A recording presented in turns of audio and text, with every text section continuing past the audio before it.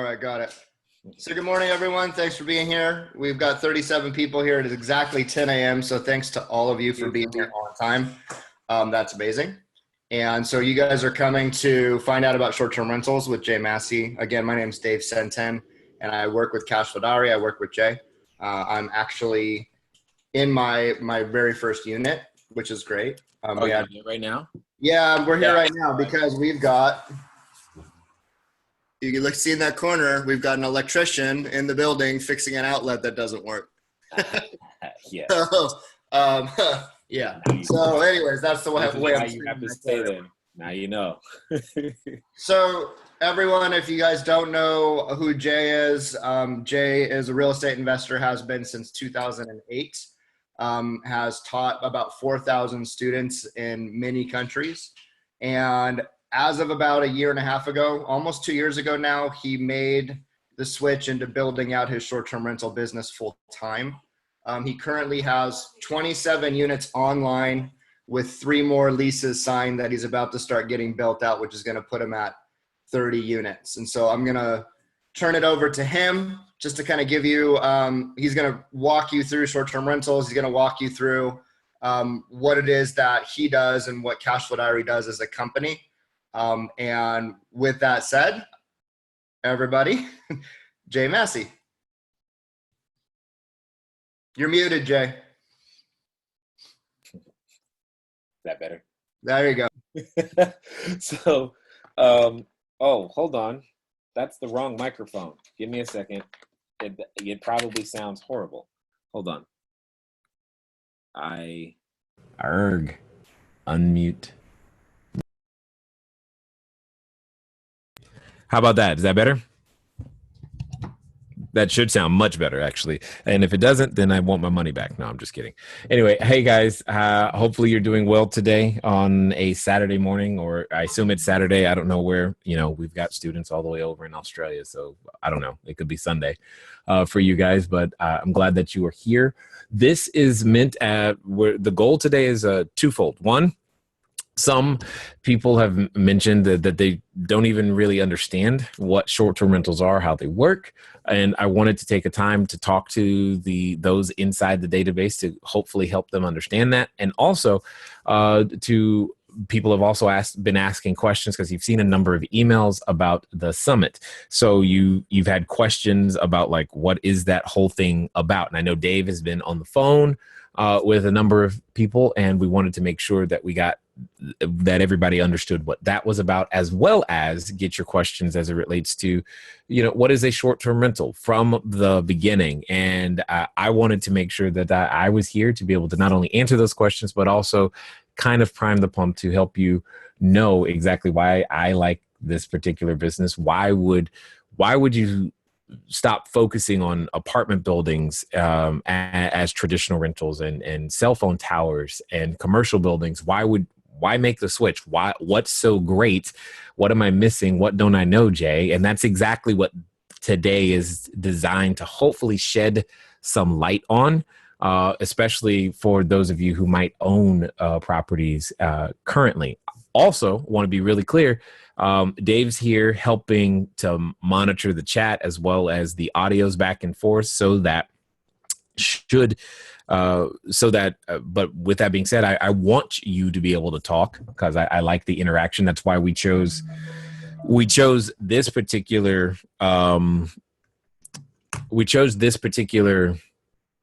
format, because we wanted to be able to create conversations that go back and forth versus just the one-way kind. So and obviously, Dave is on site in one of his units, which just adds even more color and flair to everything that we're talking about today. With that being said, I'm curious to know, I find that it's usually best to find out what questions or what has you intrigued, and anybody can answer. What has you intrigued about the concept of short-term rentals? What have you heard? Why did you decide to join us today? Anybody can answer there, and there's a lot of you, so somebody. Or not. We're not going to count two ways. Okay, so listen. Oh, go ahead. This is Ryle Andrus. I'm I can't actually hear in you. I see you Dallas. talking, but I don't hear you. I don't know I'm why. in Dallas. I'm in Dallas. Ryle Andrus. You hear me? Dave, can you unmute or can you talk? Yeah, I'm here. What's up? Oh, I'm you sorry, I was can't. talking to Okay, my so it's property. me. I am I can't hear you for some Ryle reason. Andrus. I'm not hearing anybody. One second. Speaker. Let's try this. Ryle Oh, there Andrus. we go. I can hear. I hear now. All right, I'm good. Go ahead. This is Okay. Ryle Andrus. I'm in Dallas, Texas. Dallas, what's up? Hey, listen, first of all, let me say I'm impressed with you, bro, because I've been doing real estate for, let's see, my oldest daughter is 32. I've been doing foreclosures ever since then, back in Sacramento. Wow. And kind of being one of the pioneers of how that whole thing works. I've been buying and selling, doing it for all these years, sometimes more than other years. But I got sick last year to the point where I was in the hospital for a very long time. And it just really made me think that I really got to get back into something that I can generate income without having to be physical. And when I thought about real estate, I said, okay, this time I'm going to buy, hold them, rent them. And then last year I was introduced to somebody, I can't remember, one of those email marketing things that came through for Airbnb, and said, you know what, let me look at this. So I looked at it and I thought, wow, I can get 3 times the amount of what I was making from renting monthly. And that just got my attention. It's like, almost like you, I had to put a stop to everything I was thinking and said, I got to learn this. And then in November, I couldn't walk. I couldn't do anything all the way through to January. Wow. So I kind of thought it was on hold. And the guy I was getting ready to go with cost a little less than your program. But when somehow Dave got through to me and I went to the official thing, and it was like, wow, this is better than the other one that I was going to do. And I thought, you know what, this guy looks like me, and I'm impressed with that. And I said, you know what, I'm going to let this young man teach me this business.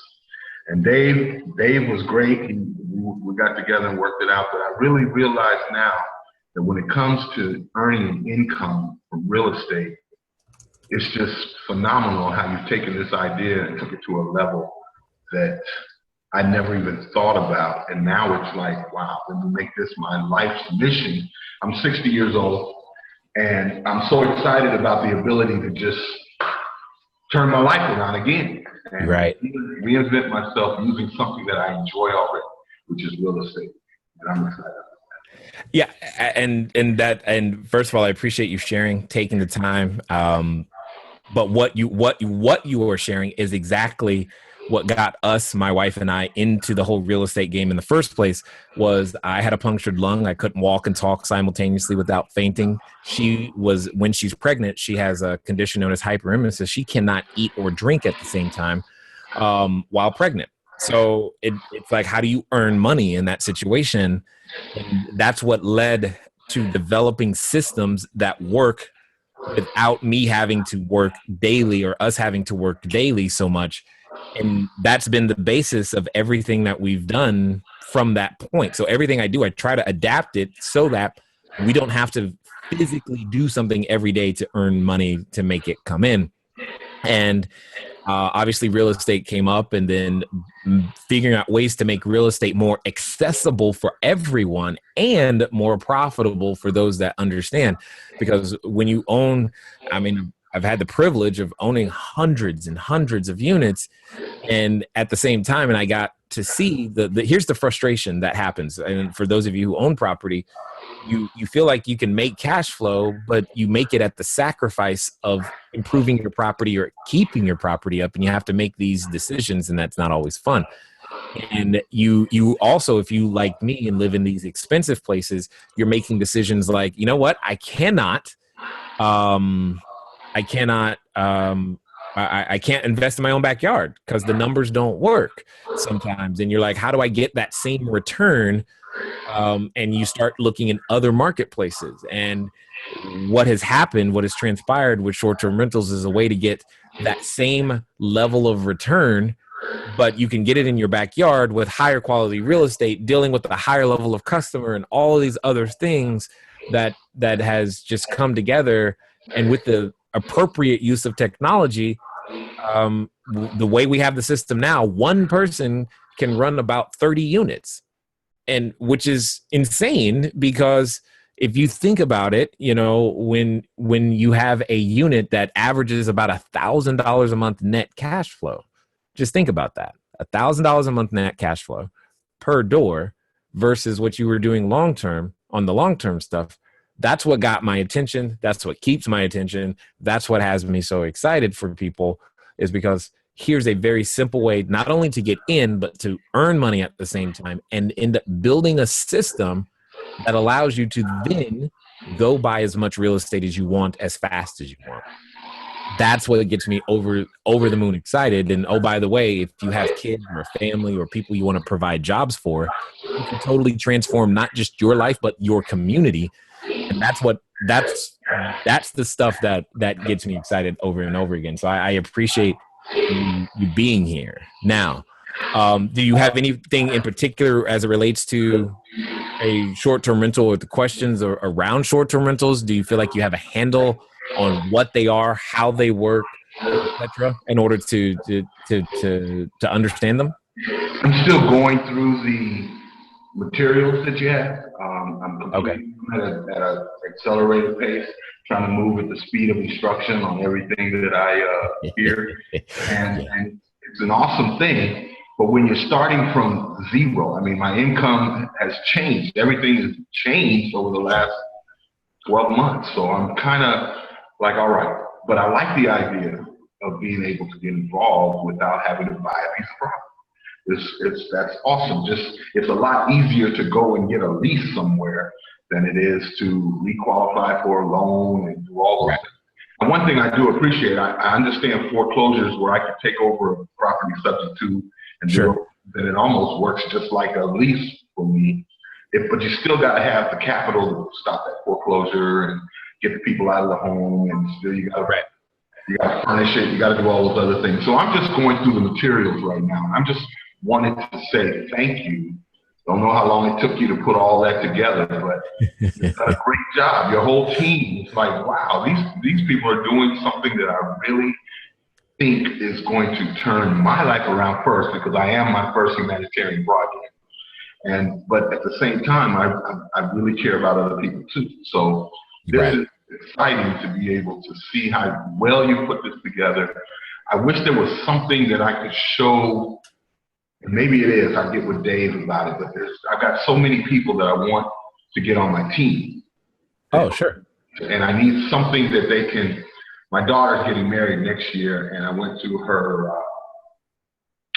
engagement party last weekend.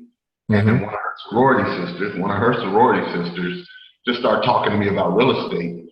And she lives in a very nice apartment building. And I'm looking around, and she said, oh, so I said, yeah, but I'm putting the brakes on real estate other than short-term rental.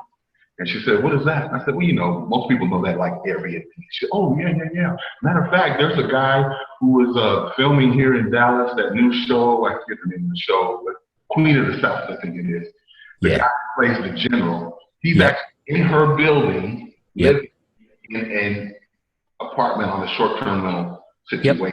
So now she's all interested, and I'm thinking, what can I show her to keep that fire burning? Because she's now moving from where she is now, which is a really nice building, to the W in downtown Dallas, a nicer building.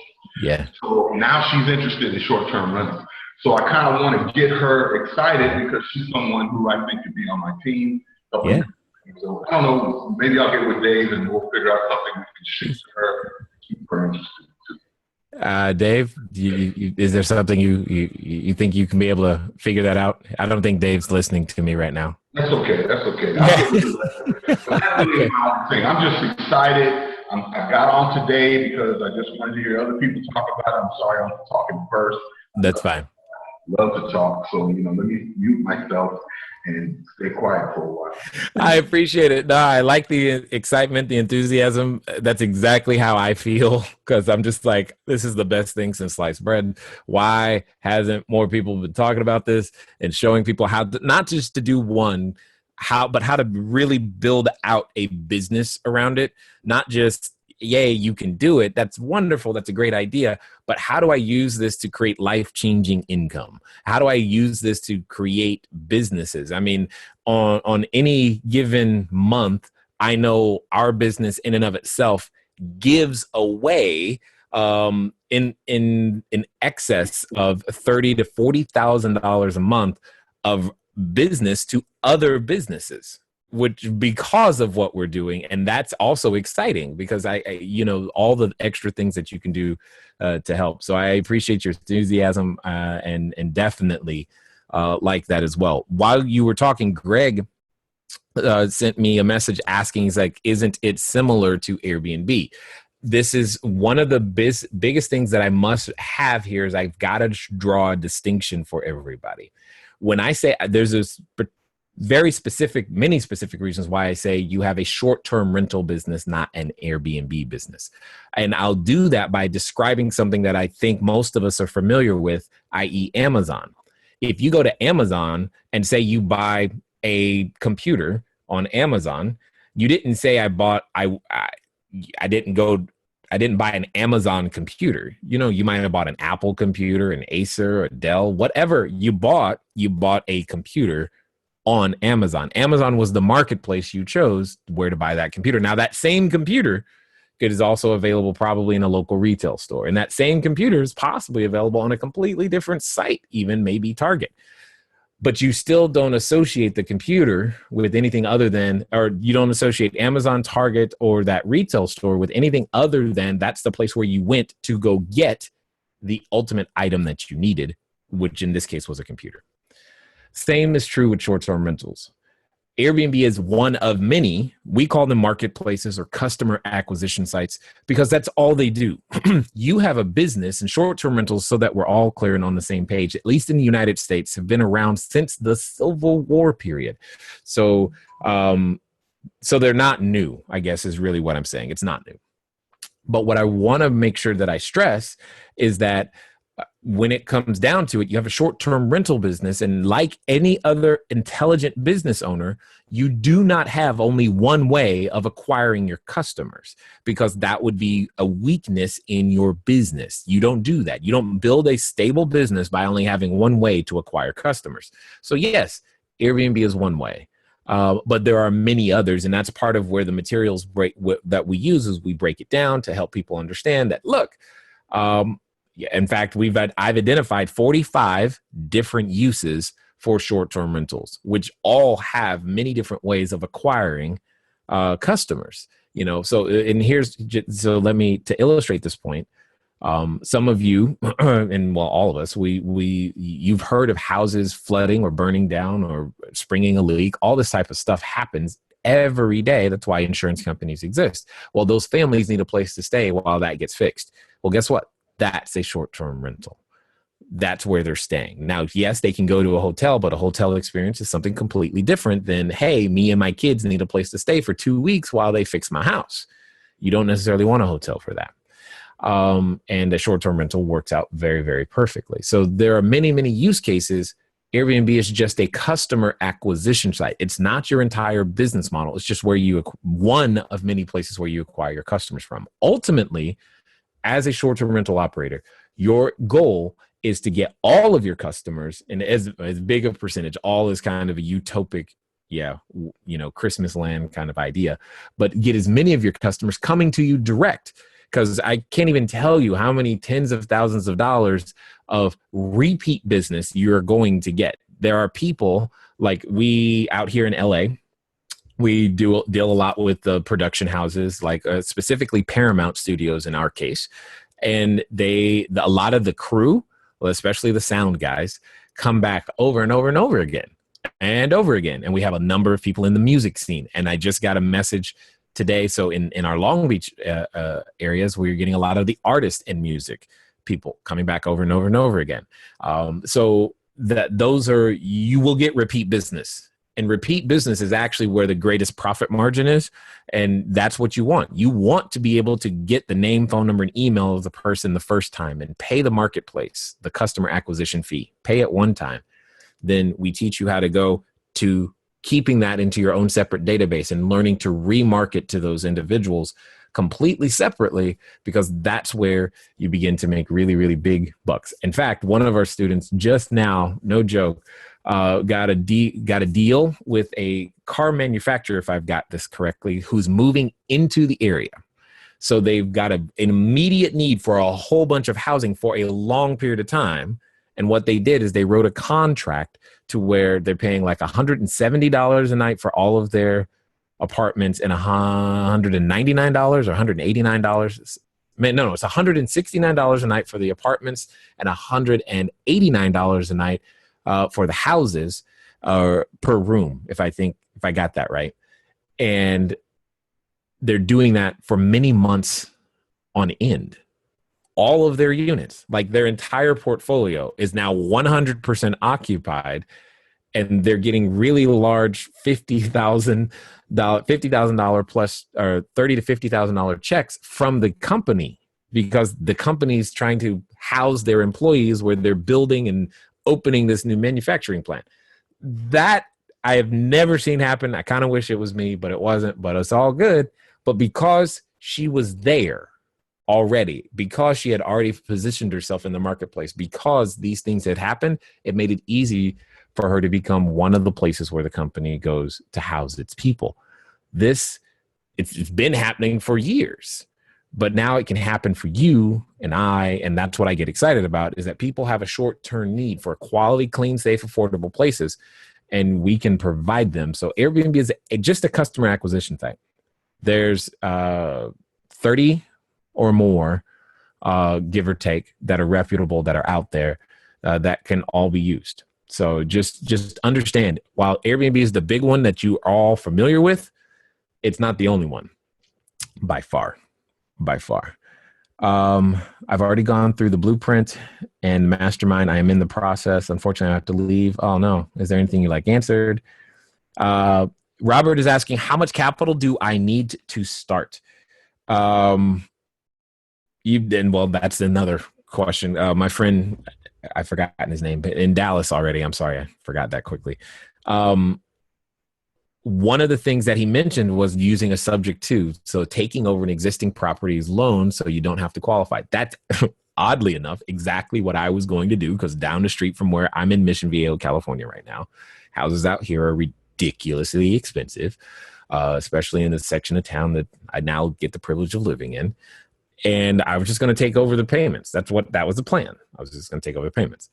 But even with that, there's still the closing costs and the rehab and all this other stuff. And I was going to end up spending about $100,000 just to do all of that. Then I would have to furnish it. And I sat back and I started to do the math. Like, hey, what if I'm going to spend the $100,000, what if I spend the $100,000 in a lease model instead of trying to own the property? What would happen? And long story short, I tell people today that you should budget $25 per square foot. That's how much money it's going to take you. $25 per square foot, right? So what does that mean? That means if you're using a 500 square foot place, you should budget $12,500. That's what I'm telling you. If I did that, I don't even know if I just did that math right. I think I did, but I did it in my head real quick. If it's 1,000 square feet, it's going to be 25 grand.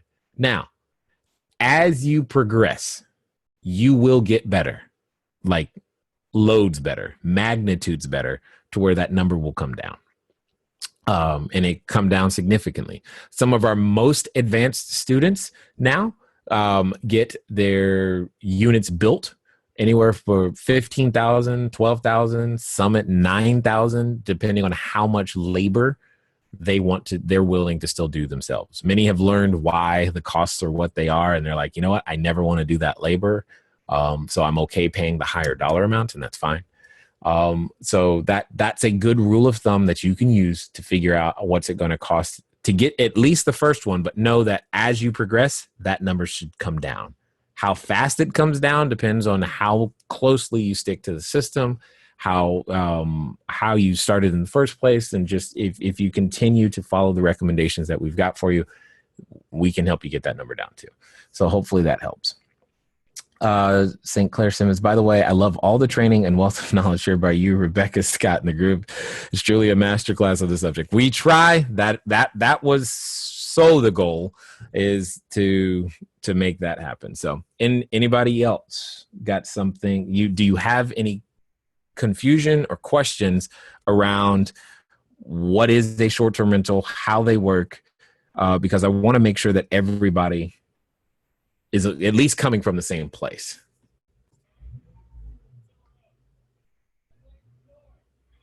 Hey Jay, it's Dave. I'm gonna jump in real fast. So Jump away.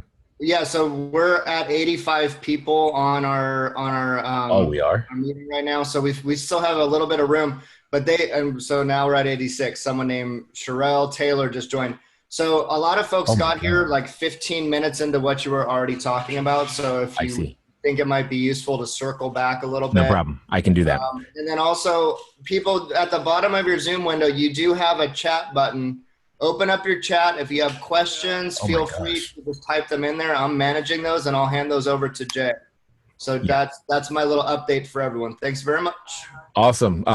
So that's kind of crazy that people just boom showed up. I love the internet. That totally happens. Do I have any material to read? Steven, I have more material than some people even want to read. we have a ton of videos. I mean, hundreds and hundreds of hours of videos on the subject. Dave, he said that the system just let him in, so maybe we hit the limit or something. I mean, I don't know. I'm just letting you know. All right, so I see the questions coming. I'm going to let Dave kind of handle those because I'm going to stay focused right here. So for those of you who just got here, hi, my name is Jay. And basically what we're doing is doing two things. We're answering two big questions. The two big questions are, what is a short-term rental and what is the short-term rental Star Summit? You might have heard about the Star Summit. I want to make sure that people understand it because we've been getting a lot of questions like, what is a short-term rental anyway? How does this work? And we were like, well, maybe they don't know, so let's tell them. And then there were lots of questions about, so what am I going to get when I come to the summit in the first place? Why do I need to be there? So we wanted to make sure that we get as much of that answered as humanly possible. Dave, I see that thing scrolling really, really fast, so I feel the need to start answering something. So I don't know what's going on over there. So maybe you want to pick one and say it for me? You're going to do that? I'm doing that. I had to find my own unmute button. So, yeah, okay. All right. So somebody's mailing me directly. So I'm just going to start from the bottom. Mark Delarosio. Yo, Jay, I purchased your STR Mastermind training back in 2017. Have there been any specific changes, updates that you can direct me to? Yes. It's like the system is a bit more sophisticated now. Yes, there's been a significant number of changes from the property management system to the cost recovery system so that you can be on top of actually getting, because your utility costs can be out of control. So we've made improvements there. There's the bookkeeping modules. There will soon be a tax module. So I don't want to say that too loudly, but it's definitely coming. So all of those things are things that we've discovered to help make it a bigger, more rounded program. But more importantly, it's just part of how we have to build our business. I mean, this is part of the growth. So there are always improvements and I will tell you guys, I am always testing something. In fact, today when I'm done here, I'm going to those 3 new units that Dave was talking about, and I'm installing something that I'm not going to tell you about today, but I'm going to be testing to make sure that it works. And at the Star Summit coming up at the end of July is when I'm expecting it to work very well because I have enough background in research and I've seen it in use. But we'll be talking about it there for the first time. But by using this new improvement, it's going to allow us to get more direct bookings, those bookings I was telling you about previously that are the most profitable. So there's always something being tested, like always. And I'm always improving it because anything I can do to lower expenses and increase income is what we're after. And as I discover the stuff that's solid, or as the group discovers stuff that's solid, we always share that information. Okay, so from Keisha, would you recommend people build their own website to drive traffic for repeat business? Eventually, but you don't need to start out there, because there's a lot of significant effort, not in just the building of the website, but actually driving traffic. You're going to spend a significant amount of time. For most people in most geographic areas, it's not a priority, unless you're trying to serve a ultra specific type of customer. Like if you were going extreme high end, when I say extreme high end, I'm thinking $10,000 to $15,000 a week type of places. If that's the place that you're after, then yes. But if you're doing anything other than that, then no. Okay, did you already answer the question about how much capital does somebody need to start? I did, but I'll answer it again. Okay. It's about $25 per square foot is what I would recommend. But know that over time, it's going to go down. It should go down. I can attest to that number. Pretty much being spot on. I'm sitting inside of $25 a square foot, literally right now. This is what cost my wife and I.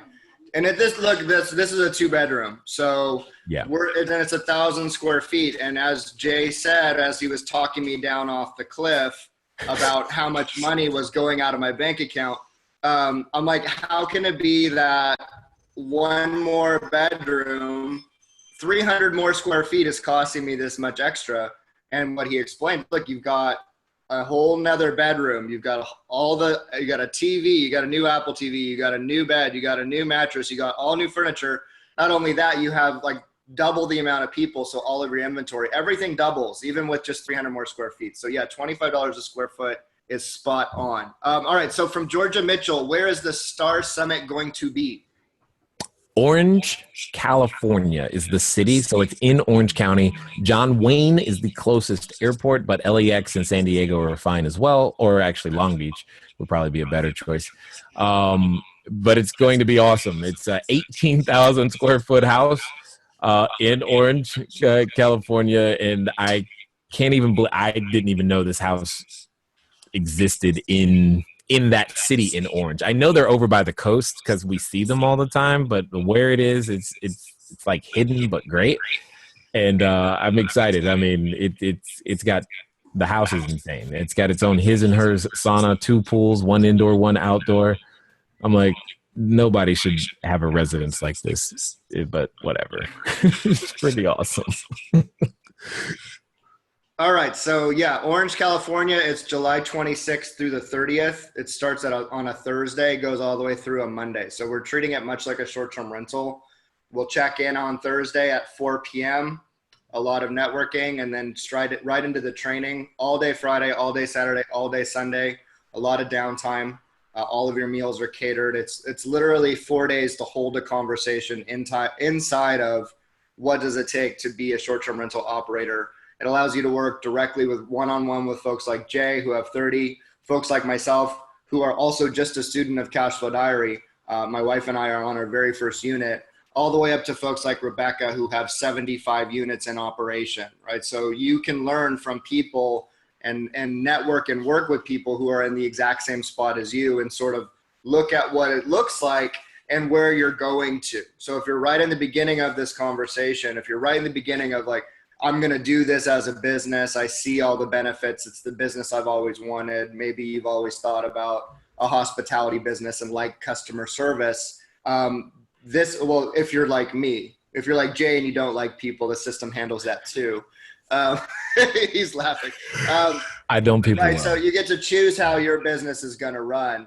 Right. No matter where you're at in the conversation, the summit is intentional in its design to hold that space for you. So wherever you're at and your business is perfect, come down with your commitments and what you're going to need to cause your business, what your next benchmark steps are.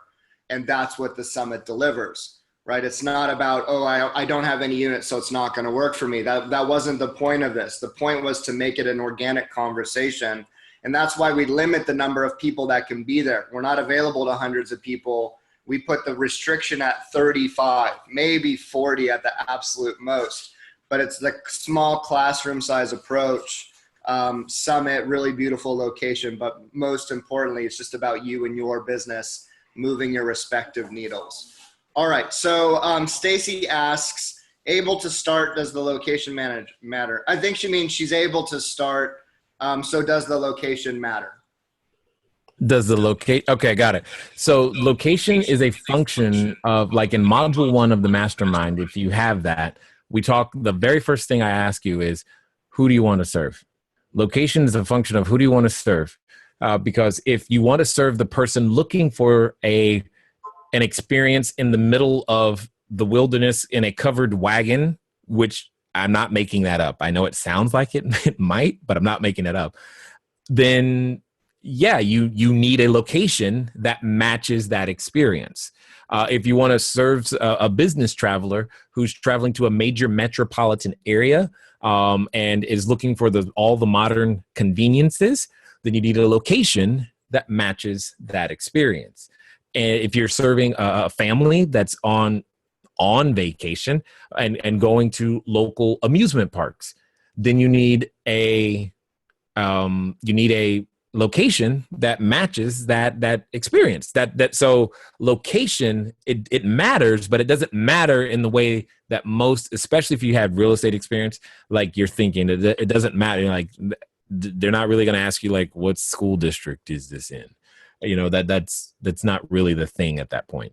It's what's it close to that your person, the target person that you're after, is going to experience. So for example, one of my favorite hyper profitable customers, give you $1,000 secret right here, easily, is the medical.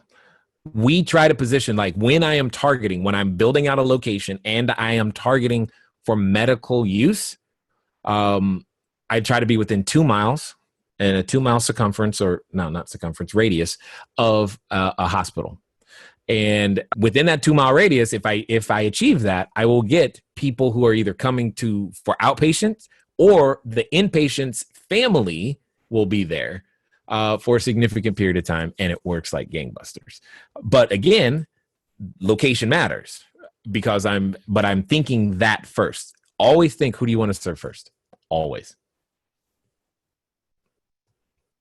Okay, great. So somebody is asking, okay, so Rodney Harris asks, what are the operating expenses on a short-term rental? For example, an apartment building's operating expenses are around 45%. Got it. So when it comes down to it, your operating expenses, if we're going to express it in a percentage, we also must realize that your income month to month fluctuates. Because when you say an apartment building running efficiently at 45%, that's actually good. That is correct. But at the same time, your income isn't as variable. Sorry, I hit that. Your income isn't as variable from month to month. What we're talking about as a short-term rental is that your income is variable from month to month. So there will be months where your operational expenses can be, like in your low season, your operational expenses are obviously going to be higher as expressed as a percentage. So I would say 80% in your low seasons, and in your high seasons, they can get down to 30% because your operational expenses doesn't necessarily change. It doesn't necessarily change, from month to month, but your income does. So you can reliably count on a 20% net profit margin. You can reliably count on a 20% net profit margin all the way across. But what does change is how high can it go? Like for some, and this is also relative to the customer you're trying to serve. So there's lots of caveats there. So for example, if I am serving, let's take another short-term rental use. Because again, LA, I think about movie houses, and someone mentioned earlier being near some place where they're filming Queen of the South, which is actually a show I've started watching. So the film industry needs locations, and if you become a location that the film industry likes, you can these numbers don't even matter that I'm really telling you, because what they pay you to use your house or location or what have you it's an astronomical number relative to what you could get. So the expense ratios change relative to the customer that you're serving. But for most people, average, always count on a 20% net profit margin for sure, and up. That's what I would say. 20% net and up. Okay, so Georgia lives in San Diego, and she might be able to drive to the summit. So come on, Georgia. Sounds great. Come on, Georgia. Stephen asks how to get access to the reading material. So the reading material, Stephen, is we do a lot of video content. It's not so much a PDF, as we found that most people simply, once they download a PDF, don't read it. And so it's just taking up space. If you are more of a reader, we do have some materials I can send you. I do recommend that you go to the YouTube channel, youtube.com/CashFlowDiary.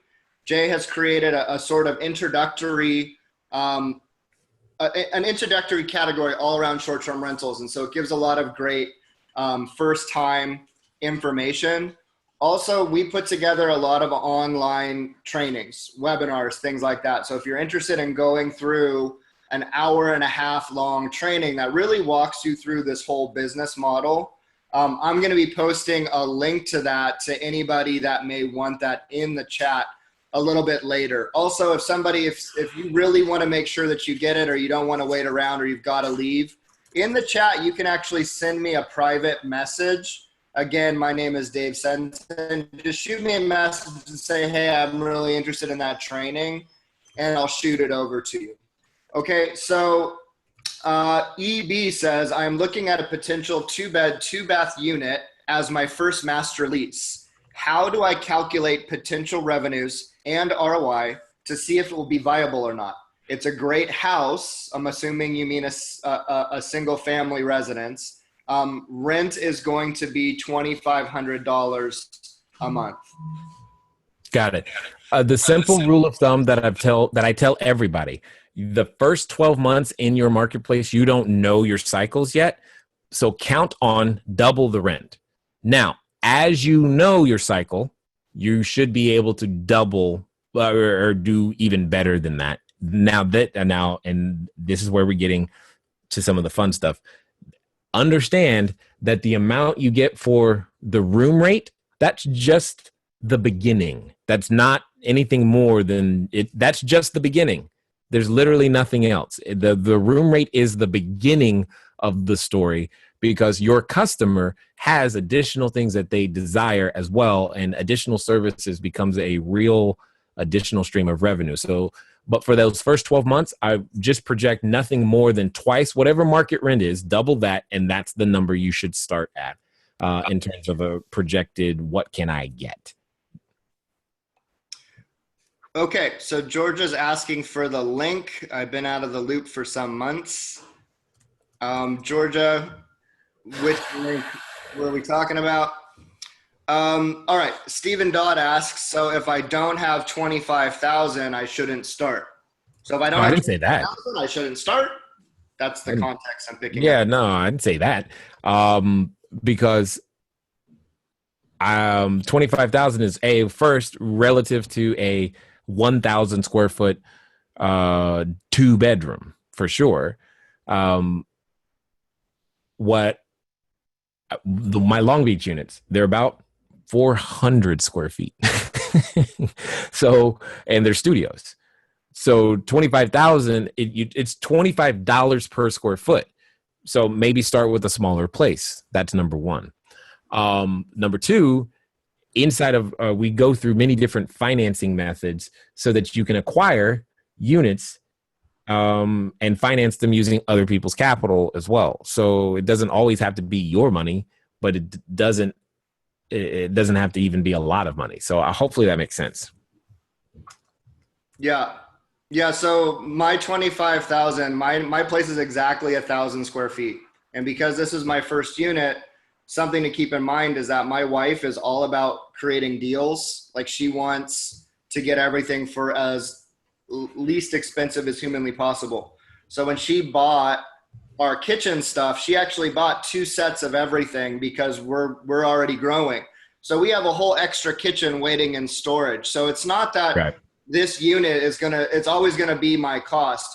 This was my very first one. We're moving slower than we will. We've done all sorts of things differently, and we're buying extra because we didn't know what we didn't know, right? The training walks us through everything, and then my wife does what she does. So if we had a 600 square foot unit, our cost would have been less. I'm just going to assume that it would probably cost me about $15,000 on our first one. And again, that's with buying all sorts of double the everything, right? So Georgia says, definitely not your typical boot camp. Oh, no, that wasn't it. Georgia says, if the class is 35 to 40 students, I assume it's already full. No, Georgia, it's not already full. We're still taking applications. It's not until the end of July. We are taking applications. Not everybody's a good fit. So because I'm the only one on the phone, because you're going to be talking to me directly, not everybody, it takes a while to get through everybody, and everybody's not accepted. Like, that's just the brass tacks of it. This isn't a great fit for everybody who ends up on the phone with me. So no, it's not full. Still have time to get your application in and end up on the phone with me. All right. So David Patrick from the Mastery Group talks about, or is asking, when taking reservations outside of Airbnb or other platforms, how do you handle holding and charging the guest's credit card for incidentals and damages? Or do you have a contract lease agreement? And if using a contract, how do you ensure you will get your money if there is an issue? So I imagine he's talking about places like booking.com where there's not a security deposit. Yeah, right.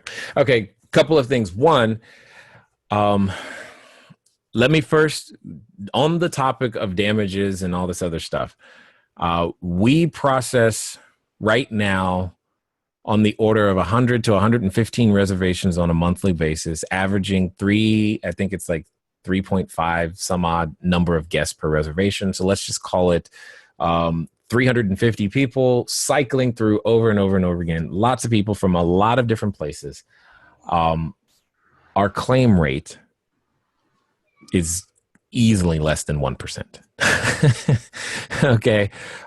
So it's not something, if it is happening to you, like if you are already an existing operator and your claim rate is high, you're doing something wrong on your front end to not get rid of that. So that's number one. So let's start there. That's the best way to address this issue, is to prevent it from the first place.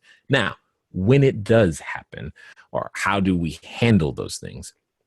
When it's not on a platform like Airbnb or directly, you hit the nail on the head. Number one, we are taking credit cards directly ourselves. And inside the systems that we're using, we have the stated authorization to be able to charge for the extra damages, etc.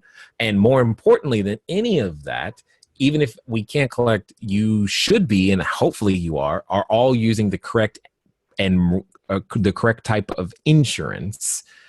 So we have brokers that we work with directly that specialize in short-term rental insurance to make sure that all of our students are covered appropriately and properly, so that you can then rely upon that. So in the most extreme cases, that's exactly where you're going to be. But the fact of the matter is, it shouldn't be happening that frequently. In fact, the main thing that is going to happen if you have key fobs, gate remotes, those things, just know that you're going to make some decent money charging people for those over and over and over again, and just have replacements, because that's really what's going to happen. All right. So also from David Patrick, Okay. Atlanta has become a huge area for the film industry. I'm not even talking about for filming there, but the actors and production crews are needing places to stay here. There are a ton of studios here. All right. So it would probably be better if I made sure it was a question before reading it out loud. All right. What do you recommend for automating communication? I am currently using your Porter. Is there something that works better? Guess? Question mark? Sweet Jesus, yes. I'm familiar. Sorry. No editorial there whatsoever. No, I'm sorry. I have this habit of saying what I'm thinking, how I'm thinking it. Um, the short answer is yes. There are one. I believe there are many things that are better than your Porter, but more importantly than that, um, we originally had a recommendation of Guesty. We've changed that recommendation because Guesty hasn't done certain things and other new companies have. And now I've been able to talk to a lot of the owners and representatives of companies, which has given us insight into where companies are going and relative to the level of automation that's required. Because understand, if you have bad technology, you make up with bad technology with high labor costs. So I am like always adamant about driving labor costs down. Now, that doesn't mean I want to fire people. No, I just want to hire people rightly so that I can keep them long term and use as much technology as humanly possible. And the current version of our system allows one person to handle 30 units, which is why the reason I'm not answering like these technologies, because it's more of a technology stack. It's like a stack of things that are used collectively in order to execute the plan. So giving you just one is only giving you a piece of what is technically a list, and it doesn't give you everything that you need. So yeah, especially in the communications piece, because it takes a number of things that have to work together in order to make sure that communication is efficient and effective for the customer as well as you and your staff when you begin to have virtual assistants, et cetera, et cetera. Awesome. Okay, so Rodney says, are there any property management companies that specialize in short-term rentals? Oh yeah, plenty, but you shouldn't. The whole point of the summit and what we teach and what I do is so that you don't need them, because you don't need them. In my experience, having worked with them, so I'm not just saying that because we have education available and all this. I'm saying that from experience where I've tried using them, and what happened is my occupancy went down and my revenue went down. Period. That was a problem. Okay, so James Finney asks, I have verbal agreements for my first. Dave, I'm getting background from somebody. Yeah, I'm hearing that too. I'll unmute myself. Just mute everybody and I'll unmute myself again. Yeah, it's not everyone's muted. Yeah, everyone, if we could just mind our own background noise. I think everybody's muted, so I don't know what that sound is, but if you can check and make sure you're muted, that'd be awesome. All right, so James Finney asks, I have verbal agreements for my first unit. I meet for a face-to-face on Thursday. What do you need in the lease agreement to operate the STR? And then okay, make sure that if someone's getting in and out of a car, whoever that is, that's who we can hear. If you can, what you're looking for in that it's in video 2.2. There's a paragraph that we've put inside the blueprint in video 2.2. There's an exact there. I just don't remember it off the top of my head. Whoops. You're fine. Oh, I'm on. Okay. So, so I copied it there and it's got the exact wording that you can use. But at the end of the day, what you're really making sure is that you're making sure that they're clear, that you're not staying there. You're clear. They're clear that it's your entity that's on the lease. And they're clear that you're going to have other people coming in and out and that you're in control of that process. So those are really the like big things. Oh, and then that they have hopefully you're dealing with owner controlled. And if you're dealing with owner controlled, you don't have to worry about this next thing, but they have no clauses that say you cannot advertise on third-party sites. Got it. Okay, so we have more from David. David, I'm gonna skip a lot of these because we've got 27 other questions below you. David's asking about the cleaning and asking if you recommend linen services. I can speak to that. Yes. Dave does use a linen service. My cleaner is doing my laundry for me while they're here. So it's sort of a scale up model, right? You can start with one, then the other, but they just have to be trained to do it. So they're cleaning and doing laundry simultaneously, or you do have a linen service. So let me say this, and that's just one of the reasons the summit has become what it is because what we do is I bring in the actual vendors that I am using so that you can not only hear from me how we use them, but you can hear from them how you use them. And more importantly, if you're in the local area, obviously you might be able to use them, but more importantly, you can have your list of, you can see once you see what it looks like, it's easy for you to go back to your own marketplace and say, okay, I know what I'm looking for. I know what services they need to provide. I need to make sure that these guys do these things this way so that my system runs just as efficiently. So, and I learned at the last summit that one of the topics that needed more time was towels and linen. So we're going to give it more time this time because I had no clue how big of an issue that was. And we're really going to dive deep into towels and linens. Woohoo, can't wait. Yes. And it's fun because Jay alerts the whole group when he's about to buy all of his linen because Amazon sells out now because of Jay. He does it. Yeah, I warned people for that reason. It's like, look, once I place the order, they're not going to have any for about a week. Yeah, so order yours now. You got to get that when you buy linen, you're not just buying like one set of sheets. You're buying like all of your turnover, right? So Correct. 30 units equals a whole heck of a lot of linens. And if he's restocking. A garage full. Okay, right. So Keisha, yes. What are things you look for in regards to the property and the management company to gauge their acceptance of you using the unit for your business? Say that again. Yeah.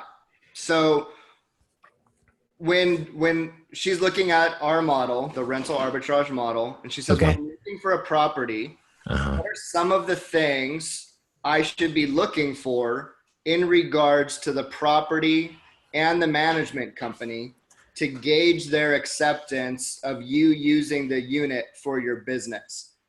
So to gauge their acceptance or to find out if the property works? So Keisha, a lot of it has to do with whether or not you're accepting it. I mean, it's great to get a yes, but it has to work for you. Right. And looking at the property has nothing to do with whether or not they're going to accept you. And Jay can speak about having conversations with landlords. Yeah. Well, okay. Yeah. Well, sorry. I'm just I want to make sure we get the question because we don't always get this. We don't always get the opportunity to interface with everybody. That when it comes to talking to the landlords, what you really got to understand is you're talking to their problems and their pains, but more than the words, it's who you're being when you're talking to them. Do you sound like a confident business owner that has standardized operating procedures that he or she understands and that you feel confident with? Do you understand your own security procedures well enough to explain them in a succinct fashion to another person? But beyond all of that, the best thing you've got is being able to describe who you serve to the landlord. When you describe who you serve to the landlord, questions tend to melt away because that's what you need to do. Not where do you get your customer from? We talked about that earlier. You get your customer from, sure, Booking.com, Travelocity, Expedia. We have people, our students in Florida are crushing it on Expedia right now. So that's great. But who do you serve? That's really the crux of the conversation. Who do you serve? How well do you know that person that you're looking to serve? And how well can you explain what you do is really the thing, specifically as to a landlord as it relates around screening and security. But again, that's all stuff that we go over just to make sure that you guys know how to talk as well. Talk as well. And then, Dave, one quick second. You can be looking at the next thing. I'm going to log into the training center real fast because I want to show on this particular question is we have a help file, for lack of a better way of putting it. I don't know how else to call it. It's a help file that business system. So yeah, Jay, you pull that up. The next question was actually for me. So I'll take this okay. And you do what you need to do. So from Joe Rodriguez, it asks, Dave, did the $25,000 include costs of lease, first month and deposit, repairs, and Furnish unit. So yeah, it included the $25,000 includes 100% of everything. So that's getting your lease done, putting in your deposit, key deposits, remote control deposits. Like we have private parking, we've got gated parking. So all of the deposits go into that. We worked with an interior designer. I am not a designer. What you're seeing behind me is the work of LaTanya, who is our interior designer. So we came up with a budget with her, handed her the money. It included everything that we actually needed to buy personally, the decisions that we needed to make, which are things like the electronics. So it's a 2-bedroom. So we have a 55-inch TV in the living room and two 43-inch TVs. We put Apple TVs in all of the units. It includes things like our Netflix accounts and our YouTube TV accounts, all of our pots and pans, literally everything. So let me explain how this works. Being a student of CashFlowDiary, we now have a list of everything that we're going to need, as well as being able to ask the entire group, hey, we're getting this 2-bedroom unit. It's this type of customer. What USB ports do I want? Because you're going to put USB ports, just one small example, all over your unit. So we go and we purchase everything. It gets sent in boxes. We give our interior designer her budget. She handles her whole world. Everything ends up inside the unit at the exact same time in boxes. I don't unpack anything. I don't set anything up. My entire unit was just filled with boxes. And so when LaTanya comes, she brings her build out crew and they set the entire unit up over the course of 3 to 4 days. So I'm actually kicked out of the unit for 3 to 4 days. Kicked out, keywords. Can't go back. Not let me in. I have no say in it. Like literally, she will not let me in. It's a part of her process. So they build everything out. And on takeover day, I come over to the unit and there's a big reveal. Like she meets me out. Like she loves this so much. She meets me outside and I'm like, oh, I can't come inside, LaTanya. My wife isn't here. She's not going to be here for an hour. And she goes, Dave, you get inside that unit right now. Yeah, totally. Like I can hear that. You see it. It's such a special moment for her. So yeah, that $25,000 is literally everything. Everything. And you bring up repairs. There's no repairs. When you're taking over a unit, the property management company or the owner of the unit is going to get the unit set up the way that it's supposed to be, just like another tenant was taking over. Right. There should be no repairs necessary if you've done your job as an operator. When you walk in there and you see all the things that aren't going to work, things that property owners or property managers typically are going to skip over because they're just getting a new tenant in there that's going to live there, because you've already established that relationship as an owner, you've gone in, like what Jay says, and who you're being. You're not going in as like convincing them to rent to you. You're going in as a business owner with policy in place that needs things to look a certain way for your customer type. When they get what you're doing, they just step up. Like the paint on the walls here was a direct result of a conversation versus what they wanted to do, which was this sort of like dirt brown color, right? So all of that happens as default. So that's kind of the joy of this system, is that it really trains you on who you're being in these conversations. But then more than that, once you get that, yes, relationships have been established, you know exactly what's going in and the absolute maximum you should ever spend. So $25 a square foot, the maximum I should have ever spent. If I went over that, then I didn't follow what Jay taught me to do. And again, we'll be driving down the price every time we get a new unit. We'll figure this thing out. All right. So Jay, I know, do you have your thing? Yep. So one of the things that on the whole so I forgot who asked the question, was asking about, how do I know if a property works type of thing. This is how we created a property evaluation worksheet. You literally fill this out per location, and I've got check boxes and short answers so that you can know what you should be looking for. And then you just take this checklist and you can go, okay, they have this. And then the last part is the landlord/manager evaluation. You need to ask these questions, and depending on their answers is going to actually determine whether or not you should work with them more than you it's more about, do they work for you than the other way around. So just keep that in mind, I guess, is really what I wanted to say, but I also wanted to let everybody know that that's part of building a system so that you can have a repeatable process and make things work. Okay, so this is from Mark Delarosio. Okay. This is a great question. In your experience, does the look of the outside of the property matter if you're in a good neighborhood for your target customer and can make the inside look great?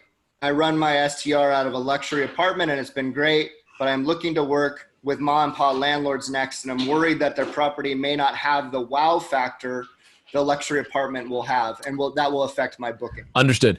The only bookings that it will affect are your repeat customers, because they've already gotten used to what they saw. All the new people, not at all. It only bothers and affects repeat customers, because once and you don't need the wow factor, because I did that same thing. I was at Shiny Reeds, full on. I mean, at one location they had Starbucks, a grocery store, a nail salon. This is an apartment complex, by the way. A chiropractor. There was an on-site doctor. It's insane. Okay. And then we switched to, and the only people that we had trouble with were those who were previously used to that. So repeat business, we lost some of those customers, but that's fine, but we more than made up for it. So the exterior of it doesn't need to be shiny. You need to have, depending, your customer, your location. Parking is probably huge. I know in LA, that's a thing. For us is, does it have parking? It's kind of a big thing. It does not like it's mandatory, but it's got to be there. And at the same time, once you get to know your customer better, you'll know better how to describe the experience. So I am a proponent. I'm a safety first kind of guy. Safety and security is huge for me. Military background, all that type of stuff, which means I don't actually use exterior photos. So I don't attract because it's shiny. I'm trying to describe the experience you're going to have once you cross the threshold. And I want to make sure that all of our marketing talks about that experience so that they're not stuck on any one location. They can go to any of our units and have the exact same experience. That's really what I'm after. All right. So, Jay, I have an apartment to go look at. It's a 500 square foot unit in downtown Long Beach near Atlantic and Broadway. How profitable are your units in that area? Yeah, you're in the right spot, my friend. There's nothing to be concerned about. To give you a quick understanding, we're routinely getting $3,300 to $3,600 a month in revenue on those, and our rent in that area is actually $1,350. Do the math. Utilities is not that. We don't pay that much for electricity, so it's pretty good. Okay, Larry Johnson. I started with the 2,100 square foot 4-bedroom. Whoa, I marked that's big. and it sleeps up to 14. That's big. I only invested about $12,000 in furnishings. I am averaging about $2,500 per month net profit. I am looking at adding more. Yeah, so that's good, Larry. That's a big place. I mean, that's big for the use is what I'm saying. 2,100 square feet as like my personal residence, that would be impossibly small for me to live in. But for what we're talking about here, that's a lot of room. Amazing. Good job. I mean, I don't know what I'm supposed to do with that. Yeah, I know. Trevon, I've started an LLC for short-term rentals and trying to figure out, do I need a business license as well? Do you have a business license for every location that you have a property? Got it. I do not, because my local area does not require it. So that's going to come down to your local area. Best resource is going to be either your city ordinances, if they exist. And if they don't exist, it's probably an LLC is likely all that you need. Again, but talk to the appropriate attorneys, etc., and they can help you with that, because I am not an attorney. Okay, so how and where do we apply to become a student? So there's a couple of things to address there. So the short-term rental Star Summit is where we have the application process. And then we also have our online training. which is available to everybody who is interested in learning this business. So we have two different things. So the application process is for the Star Summit. I'm going to be posting a link in just a little bit. I know that we're running much longer than I thought. We still have 32 more messages down below. So I will stay as long as they stay. Yeah, so we're staying as long as you all have questions. If you want that application link right away, please just shoot me a private message, I will get it in between. Yeah. Go ahead. Yes, I was going to say. Yes, I was going to say. Either type it in the chat or send them a private message. That would be great. I just had something really exciting happen that I need to share. I just need to share. Got it.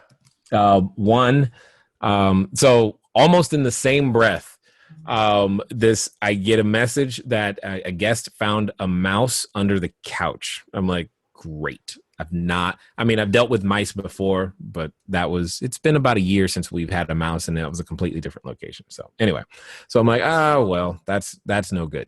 But here's what I want to mention. This is why I'm mentioning this. I'm mentioning this because they mentioned that there's a mouse. I send a message over to the cleaners. Hey, there's a mouse. That unit that they are leaving right now will be cleaned and ready to go within about 2 hours from now. We'll have it right back on the market because we already sent the person over there to go address the mouse issue. So mouse handled, unit cleaned, wasn't planned on, but we will be able to put it back on the market for tonight, and someone's going to have a great time. Do you understand that that's part of what is necessary for the system?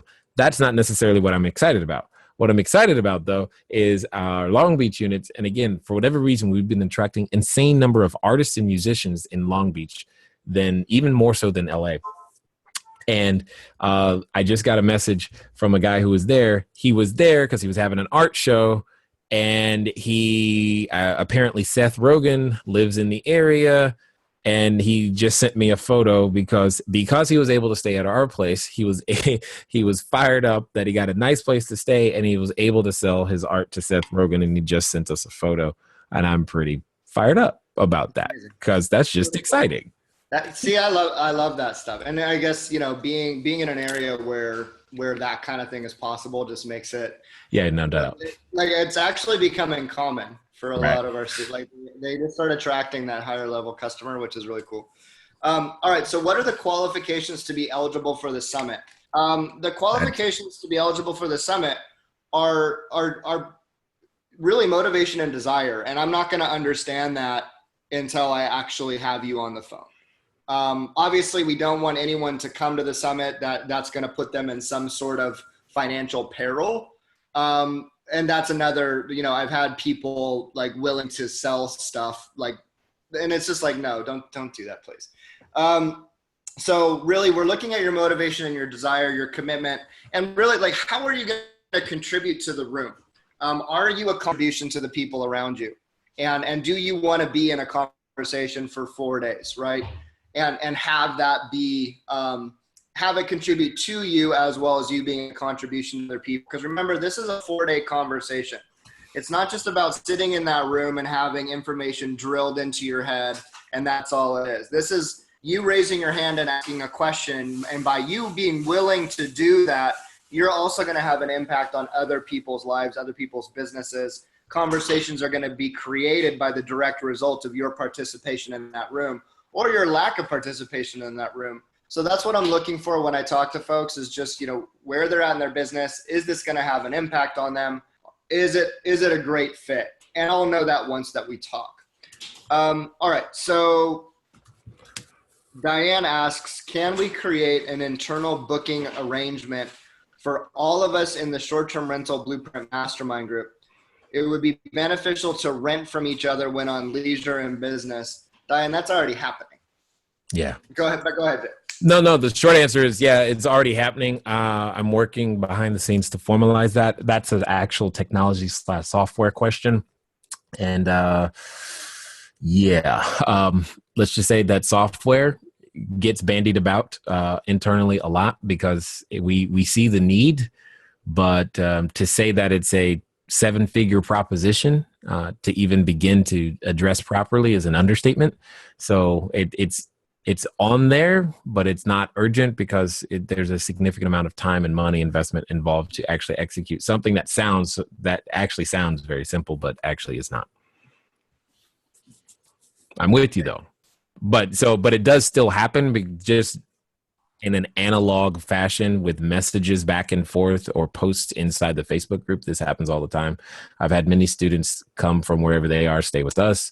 And I've stayed at other students' locations when I travel as well.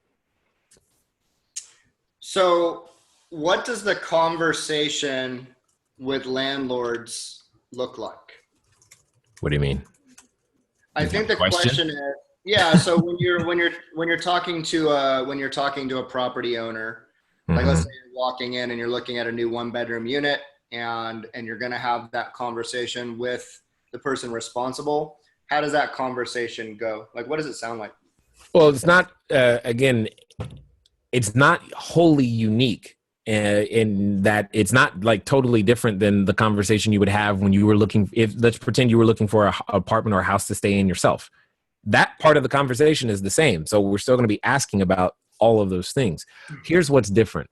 I started the conversation with words like, hi, my name is Jay. My company and I were looking to lease a number of locations here in the area. Are you the right person to talk to about that? That's the part that's different, is that I'm planting the seeds along the conversation that it's my company and I, that this is what we're looking for. My company and I, this is what we're looking for. At some point, my company and I finally gets through their head, and then they ask, what does your company do? Well, I'm glad you asked. And then I answer that question by describing who we serve. Well, you know how there's the hospital right over here on the corner.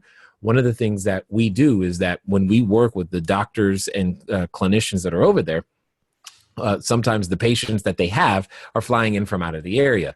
Well, while that patient is flying in from out of the area, they may have multiple visits, and we have found that that patient never travels by themselves, and they want a more comfortable, enjoyable place to stay while they rest and recover. So what we do is we provide them a place to stay so that they can rest and recover, receive the treatment that they need, and then go back home. And then we do it all over again. Because that's what we do, right? And that's part of the conversation. But outside of that, where everything else is this normal conversation that you guys would be saying if you were looking to rent the property yourself. Wow, these are big bedrooms. Do you have something bigger? Or tiny bedrooms? Do you have something bigger? Oh, I don't like this floor plan. You know, that type of stuff is totally there. Speaking of which, by the way, on module, for those of you who have the information on module 3, I believe it's called Move In. Yes, it's the Move In module 3 inside the mastermind. I actually walk you through a floor plan so that you can use that and to understand how to make things happen. Okay, so any reason for Apple TVs over like TCL Roku smart TVs? I use the TCLs because I heard from other operators that those work best for the STRs. Well, go ahead, Jay. Jay and I just had this conversation 2 days ago. Yeah, totally. Yes, you should be using the TCL. Now, that TCL television is what we've recommended from the beginning. That's never changed. However, do know that under the TCL brand name, you can get great value, but also, especially if you buy them from Costco, but also Best Buy sells the exact same television under the Insignia brand name, and Hisense has one, and I believe it's Panasonic also has, again, same internal workings, different name on the front, and it may be a different price.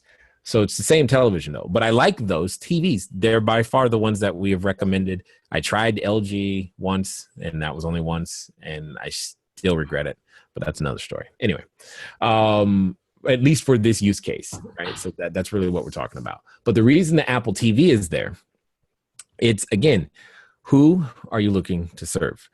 When it comes down to it, part of what you got to understand, it's the experience I have at your location. That's what I'm actually reviewing. That's what ends up happening. So the experience I have at your location is way more important to me than anything else. So there are some people, and we all know them. some of us used to be them, that are Apple at all costs, no matter what, and don't even try to get me to use something different, period. There are some people that are just that way. And then there are people who don't care. And then there are people who are PC, and that's fine. That's number one. You've got to think about the experience you're creating. Number two, especially for the business customer, I've had a number of people literally say, we booked your unit because you have an Apple TV and we were planning on doing a presentation, and we'll be able to use your screen. We'll be able to connect our stuff to your screen easy because you have an Apple TV. And I've had that happen a lot. It's also with sports people. So if I was in a sports city, that would be something I would be thinking about, because when the sports team's in town and someone's got it on their phone or their laptop, getting it to the screen is easy, and they understand how to do it. I've even interacted with some guests who have said to me, when a place doesn't have an Apple TV, I go to the Apple store to buy an Apple TV. Before I leave, I plug it in when I get there and take it back with me and return it to the Apple store when I get back home. I know it sounds crazy and you may not use it, but I'm here to tell you your customer is using it. And because of that, anything you can do to attract them and make it easier and less questions to make it as much as like their own home, the better. Jay, do you take pictures of your appliances? Do you take pictures of things like Apple TVs? Do those go in your business? I try to include them in a bigger picture of the living room or that area, but yes. Okay, got it. But I don't want to end up with a picture of just the remote in the Apple TV. Yeah. But you could. There's nothing wrong with it. I would just put that towards the end of all of your photos that are there. I wouldn't highlight that photo by putting it in the front. That wouldn't make any sense. Got it.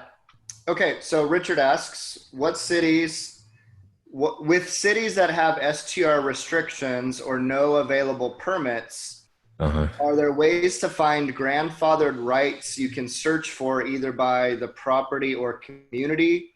Or is it worth trying to fly under the radar? It's never worth trying to fly under the radar. I'm going to go hide in the other room while you answer this question. Yeah, no, right? It's never worth trying to, we don't practice, we don't espouse, we don't support flying under the radar. You're not flying under the radar. However, in most of the places that you are mentioning when you talk about regulations and blah, blah, blah, blah, blah, 90% of them only address what is known as R1 or residential zoning. Very few address apartment buildings at all. So even in those cities, the first thing I would be doing is looking at an apartment building. Now, I look at apartment buildings naturally anyway, but that's the first thing I would be thinking about. Second, usually the regulations or ordinances, at least the ones that I've read, they're not a you can't do it. It's a here's where and how we are okay with you doing it. And then you have to decide as a business owner, does it make sense for me to put my business there? Because if I do, then that means this is the box this area of town or the city has given me to work with. Because there's some areas out here that we just don't work with. We work around them. For example, Anaheim. Anaheim is home of Disneyland, but literally right next door is a city called Buena Park. Right next door. I mean, do you want to go 2.1 miles to Disneyland or 2.2? I mean, the customer's not going to care. It's right next door. Fullerton is another city. I mean, there are other cities. There are ways to work around that. But you got to often read them. Often read them. Do not rely upon the news headlines because they're trying to sell newspapers. They're not trying to show you here's how and where you can establish a business and build an enterprise that feeds your family. That's not the news. That's not their job. That's not what they're supposed to do. And they're not trying to. They're trying to sell newspapers. So words like banned, restricted, outlawed, those sell newspapers, period. And but you need to dig in to figure out what is actually happening and what is actually required. But under no circumstances. So it can't, in case you joined at the end, We're never flying under the radar. Okay, I'm good. All right, so I'm going to circle back to David Patrick, and to everyone else. We still have 70 people on this call. So if you This have is awesome. questions, please do post them in the group, because we will stay as long as you have questions. So whether it's a very beginning question, or if you're already doing this and you've got something about automation, what's really interesting, as I was speaking with a woman a couple days ago who has been leasing houses and working with the property owners, and her houses are about 20 miles apart from each other, and she has 3 of them. So I said, how long would it take to get to all 3 of your houses? She said it would take me about 4 to 5 hours to get to each house, to clean it. She's doing everything. She's running keys, all of it. So Wow. her whole world is that she's already doing it, and she sees the profit, because the profit's just simply undeniable. However, where she's stuck is inside of automation. She's just running around like a chicken with its head cut off, right? And she was at the end of her rope saying that she loves the money, but she's ready to quit because she just has no time, and she can't get beyond these 3 units. So what we teach is so ingrained in supply chain. What I mean by that is how stuff get to your units, as well as the automation, how people get into your units and how you automate your business. And what Jay teaches is how he now runs these 27 units on just 90 minutes a day. Last year, he had 19 units taking him 3.5 hours a day. So in the span of a year, he's not only practically just shy of doubled his units, because he's at 30 technically, but he's also reduced his time by close to 2 hours. And so our system has just gotten bigger and bigger and more efficient and more efficient. So your questions, if you've got more questions, look at where you're at in your business. And it could be something as like, what does it take to get a unit, all the way up to really how do I get this thing automated? So we're available for all levels of questions. So David Patrick is asking a more advanced question. He's asking, I am currently using private money investors to set up units, but have found that using credit cards and 90-day, same as cash at furniture stores, we can make the money back pretty quickly and pay it off.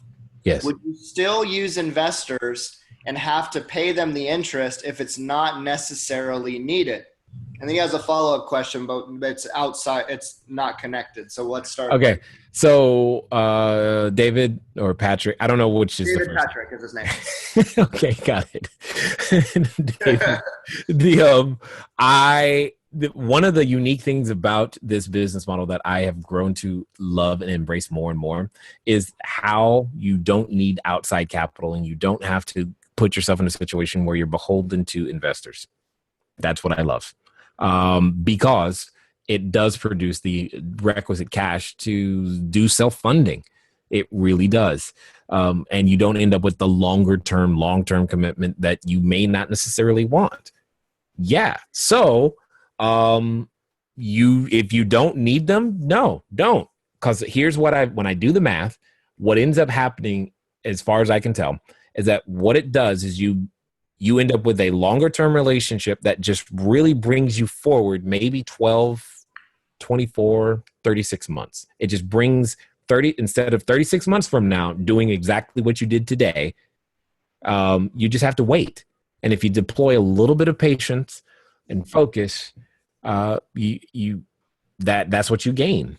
That's literally what you gain. So if there's a reason that you need 3 years of results today, like if you need that kind of footprint immediately for something, then maybe. But for the most part, you're hitting the nail on the head. You're cluing in. You don't even need to go get outside capital. You just need to get started. What's the next question?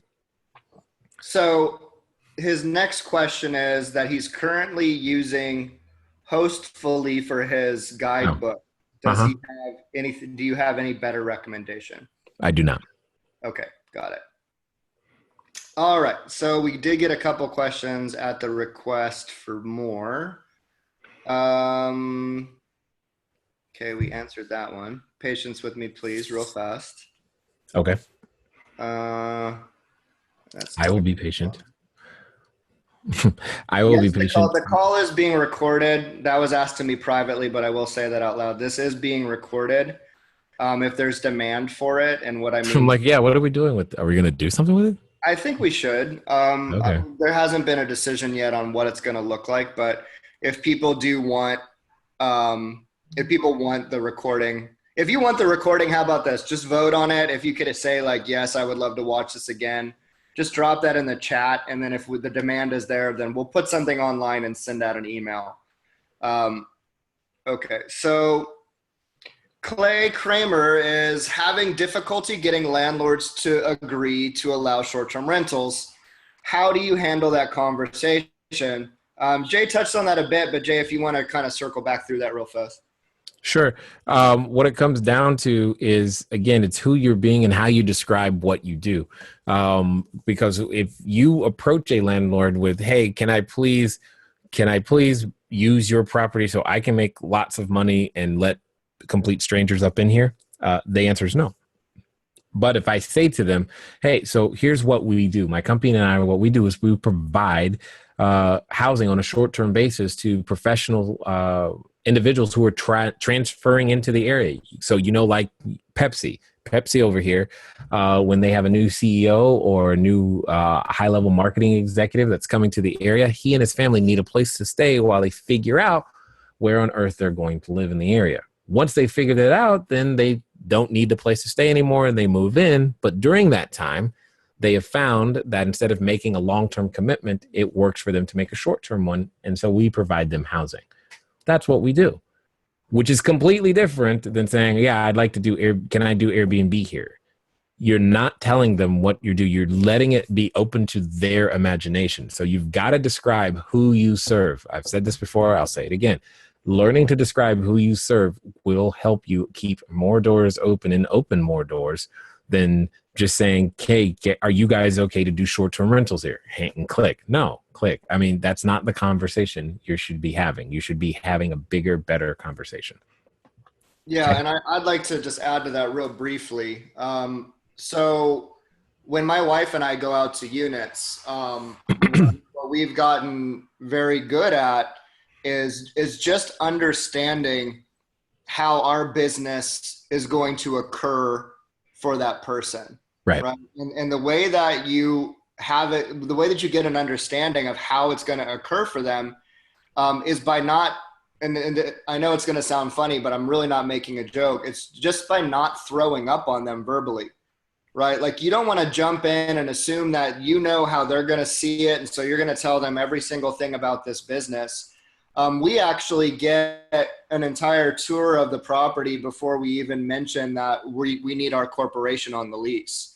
And we let that conversation, which starts with, "Oh, we love it. We absolutely would love to pick it up.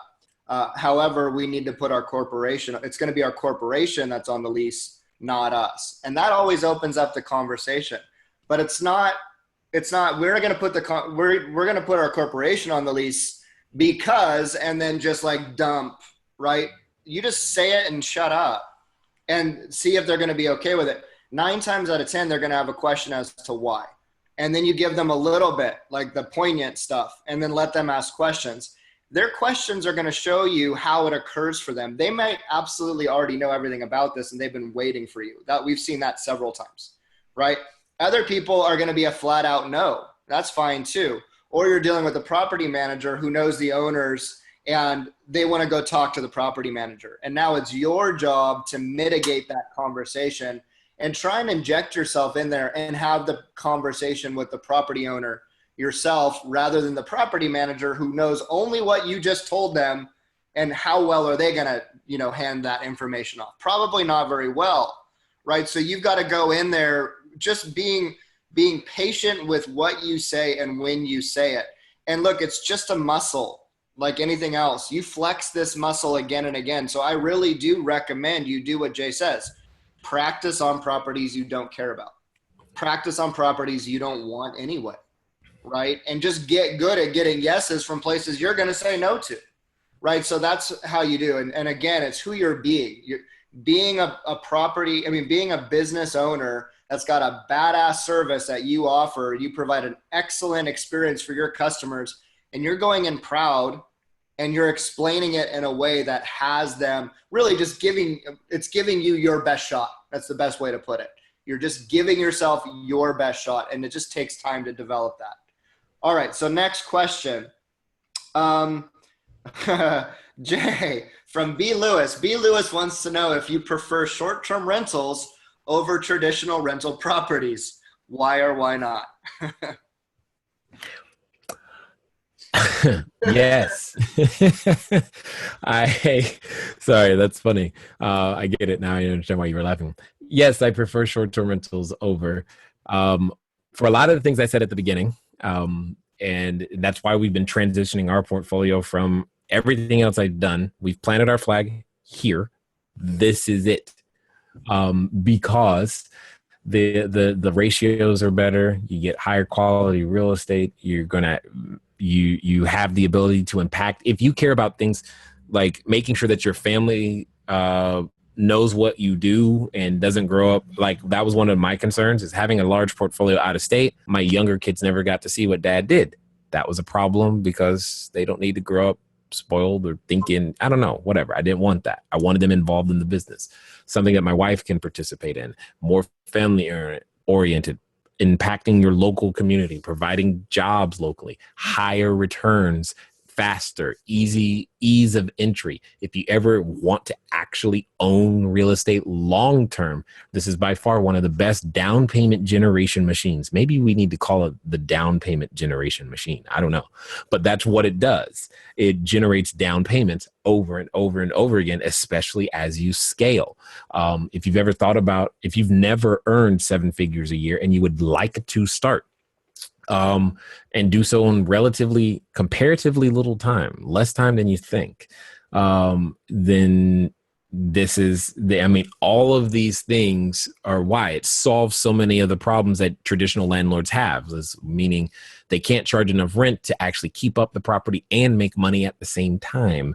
But that's not what we're talking about here. I could take a $2 million house and cash flow it, keep it up, and be happy and do all kinds of interesting, fun things with it.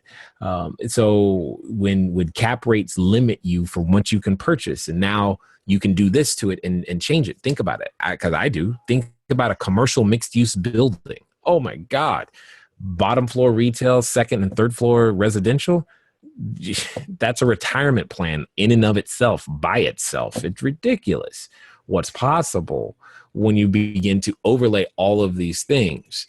Plus, if you do have maintenance or issues or tenant problems, the tenant's going to be easier to get rid of in all states, period. So, you've got so many things that are superior.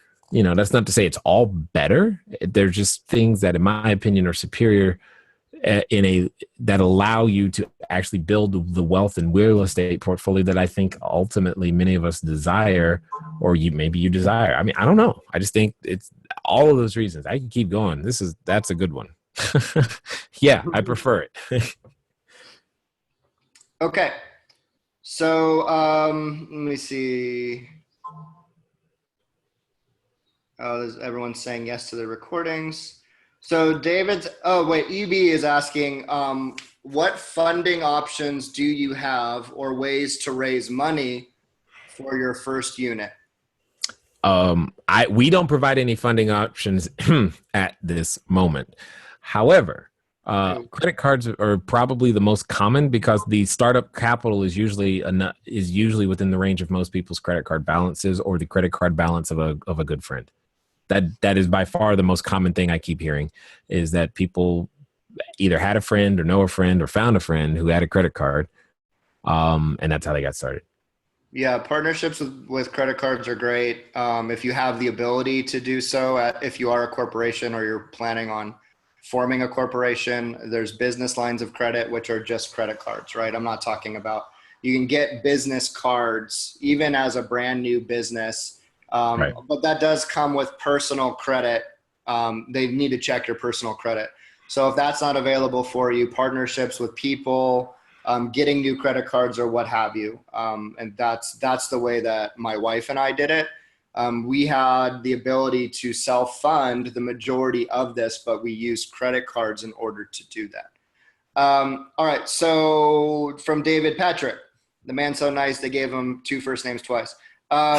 New apartment complexes have the key fobs, but no call box, where he has used Tiny Doorman app. So for people that don't know, Tiny Doorman is a little piece of software that you can connect to your intercom systems that people will, punch in the number, then they get buzzed in the door. Tiny Doorman automates that process, so you don't actually need to have somebody answering and letting people in. So what he's asking is, the new apartment complexes have key fobs, the little electronic beepers, right, that you just press up against there, but no callback box where he would normally use Tiny Doorman. How can I get the key to the guest without having to have the key fob brought to them? And then he says maybe Key Cafe. Any experience with that? I've never heard of Key Cafe. Yeah, Key Cafe could work if they're in your area. That's usually the issue there when it comes to Key Cafe. But then even with Key Cafe, you're limited to their hours unless you're near one of the 24-hour locations. Okay. Assuming that most people aren't, because most people aren't, then there's this lock right here, or this lock system or lockbox system that is Igloo right here. This key box has the appropriate security requirements that I like, and this would work out. That would work out just fine. So you could do this. So that would work there. Yeah, so we're in a similar situation where we have Tiny Doorman on our intercom. However, we don't have the ability to generate tones with the keypad. So we're just going with a lockbox, right? So because we have all these little tiny things, like the remote to get in the parking is great, but then you also need the remote to get out of the parking. There's no motion sensor. So it creates a lot of like, okay, well, where do I leave this and where do I leave that? And most of that is overcome with just putting a drop box into the mix, right? So that's what we ended up going with. And our system is going to work fine. We're not going to have people upset with getting into our building at all, right? Just based on using a lockbox. Okay. Yes to recording. Make sure. Okay, so that was the last question up there. So everyone, I've had 8 people request a recording, and at one point we were at almost full capacity. We're at 68 now. I need everybody to say yes to the recording so that I know that everybody wants it, right? So just put yes down in the chat, even if you think there's a chance that you're going to watch it. So that way I know that the demand is there. All right, so okay, so this is a question from B. Lewis. I live in Atlanta, Georgia. Is this a good city to do STRs? I'm just going to answer that yes. We have a number of students in the Atlanta area and the respective suburbs around it. Very, very popular. Atlanta's super hot. So I'm just going to answer that quickly and move on. Yes, Atlanta is great. All right, so Clay Kramer. So what happens when the landlord sees it on Airbnb? Nothing if you've done your job as an operator, because they should have known that before you ever signed a lease or before you ever agreed to do anything or even moving that conversation forward. Again, this is all above board. I'm going to let Jay talk to that, but the landlord should see it on Airbnb. You should show them the unit. You should show them everything and be like, exactly. That's exactly what I was going to say. That should be part of the process. Look what we did. Yeah. My property manager was in here today helping with the electrician, and she was over my shoulder watching this training, as well as looking at our Ring camera that we have installed on our door, as well as our Vivint system, which is our automation. Like, she loves this. She's asking how to become a student. So that's I'm not even kidding. Not even kidding. Like, that's the difference in the conversation. Like, you have to get away with something, Clay. Like, you really gotta be, you gotta reverse that. I know that people are like, oh, I feel like I'm getting away with something. The only thing you're getting away with is really like tripling your cash flow comparatively with a short-term rental versus a long-term rental. You're getting away with making more money than should be possible. But that's really not what we focus on. The point is that it's a business model that works that's now seen its time, that's growing, and you're going to see this shift of I'm getting away with something to, oh my gosh, I need to get in on this land grab, right? And that's what's happening right now, right? Well, let's be so on that topic. Let's be really clear that is already happening, and that's why I'm here. I'm here because I see this happening, and I want to be that place. I want us and our students to be that place that by the time the world wakes up, oh man, this is okay, this is good, or whatever. By the time that awakening happens, I want you guys to already have your 50 or 100 units in your local area or wherever you want them. I want you to have the brand that people are coming to, as opposed to everyone now trying to become that brand. And like, wow, is that, so this is the land grab period, because it's coming. I mean, financing is going to hit, and as financing hits, other things come into place. And you're going to see it, and you're going to remember, man, I should have started 3 years ago when I saw that one thing. Remember that one Saturday I saw that thing? I didn't do anything. I'm not just going to be. I don't want our students to be that guy or gal or person. So that's why we do what we do, and that's why we do the summit. It's to accelerate people along that curve, because we've gotten pretty decent at accelerating people along curves in general, and especially this one, because we've had people from the last summit now come back and like grow their portfolio and just keep going. Like, then that's what they do. You start out with zero. We don't care. We pour into you, and we continually pour into you. It's not like you come once. You still have access to our Facebook groups and me on Tuesdays. And what we do is we continue to dump into you until you get it and get it done. And then when you have a question, we get those answered too. And then you go do it again, and you do it again, and you do it again. And when new innovations come to the marketplace, people bring them to me, and I play with them until I go, yeah, this makes sense, and here's why, and here's how it can help you make more money or lower your expenses. So do it again and do it again. And that's literally what is happening and what has been happening, and Lord willing will continue to happen. But right now is the land grab has already started. It's just not being as they say, the revolution will not be anyway. Yeah, go ahead.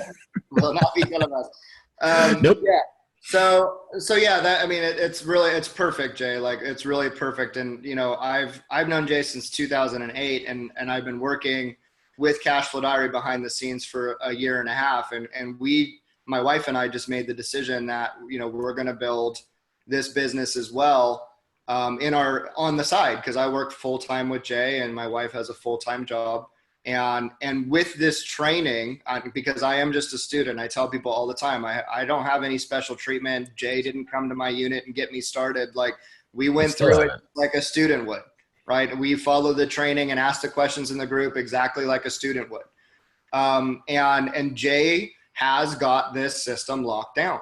I mean, that's just the brass tacks of it. He's got it locked down. He's got 27, now 30 units at 90 minutes a day. And something to think about with the cities, what we're seeing, and Jay participated in a panel not too long ago where he sat up in front of a room with a lawyer and a couple of other operators and people that, were a part of this industry. And something that the lawyer was speaking about is that what we're seeing is that a lot of the cities that had this reaction to short-term rentals where they just sort of said, no, we're not going to allow that. They did that in order to sort it out for themselves. And now there's a lot of cities that are giving permits out, and they're giving it out to the professional operators. And then there's cities that are just reversing their decision completely now that they've got their tax situation figured out. So it's not that the restrictions are growing, they're actually reversing. So again, this idea is an idea that's seen its time. The market's spoken. Airbnb's valuation is over $30 billion, larger than the two largest hotel chains combined. So the market has spoken. They want this as an option. They want this experience as an option. And we're doing it at such a high corporate level that for anyone that's concerned about, oh, is this going to be allowed? Yeah, it will be. And because you're going to be here so early in the game, if you do end up in an area where permits are being given out, you're going to be able to show them your policy, your corporation, everything that shows that you're a professional operator, right? So that's the difference. That's what we're teaching. It's not the, how do we fly under the radar and run an Airbnb business? This is not an Airbnb business. This is a short-term rental operation. Airbnb is just one marketing platform that we teach you how to use. All right, rant over. So this is from Yolanda. I live in the Detroit area. Is this a good place for short-term rentals? And also, how long do you initially sign a lease for on the rental? Got it. Okay, so I'm going to answer the question thusly because people ask, is this a good place? It's not like what you're thinking of traditional real estate. The question is who do you want to serve? For example, if you want to serve people who are looking for a wilderness experience in the Everglades, Detroit is not a good place because that person you don't go to Detroit for that. If you want to serve the person who's looking for whatever experience Detroit can provide, the answer is yes. I.e., another way of saying this is, do you have an airport? Do you have a hotel chain at all in Detroit? If so, then there's probably a need for temporary housing of some kind, period. What you have to really, really get clear on is who do you want to serve? That's what you got to get clear on. So there's a need. Do houses flood in Detroit? Yes. Do they catch fire in Detroit? Yes. Then there's a need. Do people sell and buy houses in Detroit? If the answer is yes, there's a need because in between escrows, where do they stay? There's a need. Now, the other question, what was the other question? How long do you sign your lease for? Oh, I like nothing less than 12 months. 12, 13, 14, I'll do 18 months depending on the location. And once I'm solid on the location, I'll go much longer, but nothing less than 12. Got it. All right. So Keisha Hankerson asks, when you're having the conversation with a landlord and they want to see some of your company's financials or proof that your company can afford the unit, but you don't actually have any revenue or results yet, how do you deal with that? Personal financial statement. Right. Yeah. So, and I'll expand on that because that was one of my biggest questions. It's like, we want to do this as a corporation because that's what Jay says to do. However, to start this business in this area, my wife and I decided to open a new corporation, right? So new corporation equals no history. What we ended up doing, because we got the question of, who we are, how long we've been in business, we just put together a personal financial packet and we just put it up in an area that we can download at the moment that they asked. And so we just download that PDF and we just put it in their hands and it shows our personal background, all the things that we were ever asked for. The packet just ended up being about 8 pages long. And it was nothing more than like pay stubs, et cetera, right? Like whatever they ask for, just be open to it. You don't want to seem like you're, trying to hide anything. Just be great about what you are and what you're doing. You're not trying to like sneak one by. Just be completely transparent and be great about talking about what you do, right? I get that it seems like, oh, that first one's going to be my hardest or my most challenging or whatever. It may or it may not be. Just be prepared for whatever it looks like and just be open to your process. Because some people just knock one out of the park their very first time, but then it takes them forever to get another one. So everyone's going to have the same challenges, just in different orders, right? Like you just never know. All right. So Trevon, soon I will be getting my first short-term rental and I'm trying to decide whether or not to buy or rent furniture. What's your advice on buying versus renting, I think? Got it. Again, it's back to the land grab footprint conversation. So ultimately, you're going to own your furniture. But if cash is tight or you're trying to stretch it to make sure that you can get as many listings going as quickly as humanly possible, then you're going to rent. Because if you rent your furniture up front, you will save the upfront cost. You'll have this ongoing expense, but you'll need to build a sinking fund to eventually buy out those leases so that you can then keep that furniture and do it again. But if you're trying to get, a land grab situation first and you can't buy all of the furniture you need for all of the locations simultaneously, leasing will allow you to stretch it so that you can get more units online faster, and then you can slowly over time pay them off. It's the same strategy that we use when you buy single family houses or real estate in your building real estate portfolio. You don't buy all of the houses cash. You buy as many as you can. And then you pay down the mortgage until it's time to refinance, right? Or pay it off, or 1031 or something like that. It's the same principle. Okay, this is from Susan. Do you have a ballpark range for how much it should cost to form your S Corp or your LLC for your short-term rentals? Is there a form that is better for this business? Got it. So let's be clear, you're asking a legal question, and I'm not an attorney. I'm always going to say that, by the way, just so that we're clear. At the same time, here's what I would say is there are some areas where trying to get a coupon and a discount makes sense.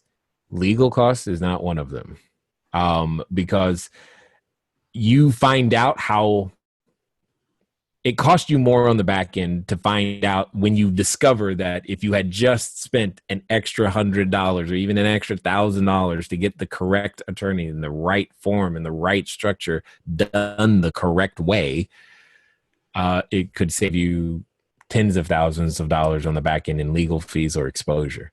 So I don't really try to do that on a budget. I will, if the attorney says $2,000, then $2,000 it is. Especially if he's the guy or gal that I want, then that's what it takes to form the entity, and it's just a cost. That's how I look at it. Can you do it less? Sure. Could you go over to LegalZoom? Probably. Would I? No. Because I went to LegalZoom. Then I use them for all my corporations. I never have a wonderful experience, but they get it done. Right. So. Yeah, they always call you and say there's a problem. So it probably took about 2 weeks longer than it needed to. And again, I also am not a lawyer, so please don't listen to me all that readily. But to the cost, the full cost of everything, including the $800 that you have to pay to be a corporation, right, to the state of California, everything came in at a little under $1,000, including filing fees. And that was a non-expedited process. So just to give you a ballpark, if you're when you're creating your S Corp or your LLC, whatever's best for you, just know that this is a business and it comes with expenses. Okay, so no, that's not a question. John Hart asks if you remember him from back in the day. Doesn't ring a bell yet. I'm gonna need more than just a name, unfortunately. I'm sorry, need more. A Gopal asks, can you send me an application and any materials? So everyone, I posted a long time ago in the chat, the links to both our online webinar as well as the link to our application for the summit. I'm going to go ahead and post it again right now. So it should be all the way at the bottom of the chat. There's a link to both of them in there. If you want to apply for the summit, do that now. The way that process works is you fill out, it's a small list of questions, kind of gives us a good understanding of where you're at, what you're up to, what your motivations are, etc. It has me know you before we get on the phone. It's a time saver and a big help, right? And then what happens is the moment that you submit that application, it's going to redirect you over to a calendar page where you're going to pick a time that works for you. Okay, you're going to be talking to me directly. Right. And in that form, it asks you, will you be responsible for being available at the time that you set or rescheduling if something comes up? I am absolutely begging you to please reschedule yourself or cancel so that you don't take time that could be available for somebody else that really wants to talk to me soon. More importantly, just be available for your call. Block it up in your calendar, accept that calendar invite.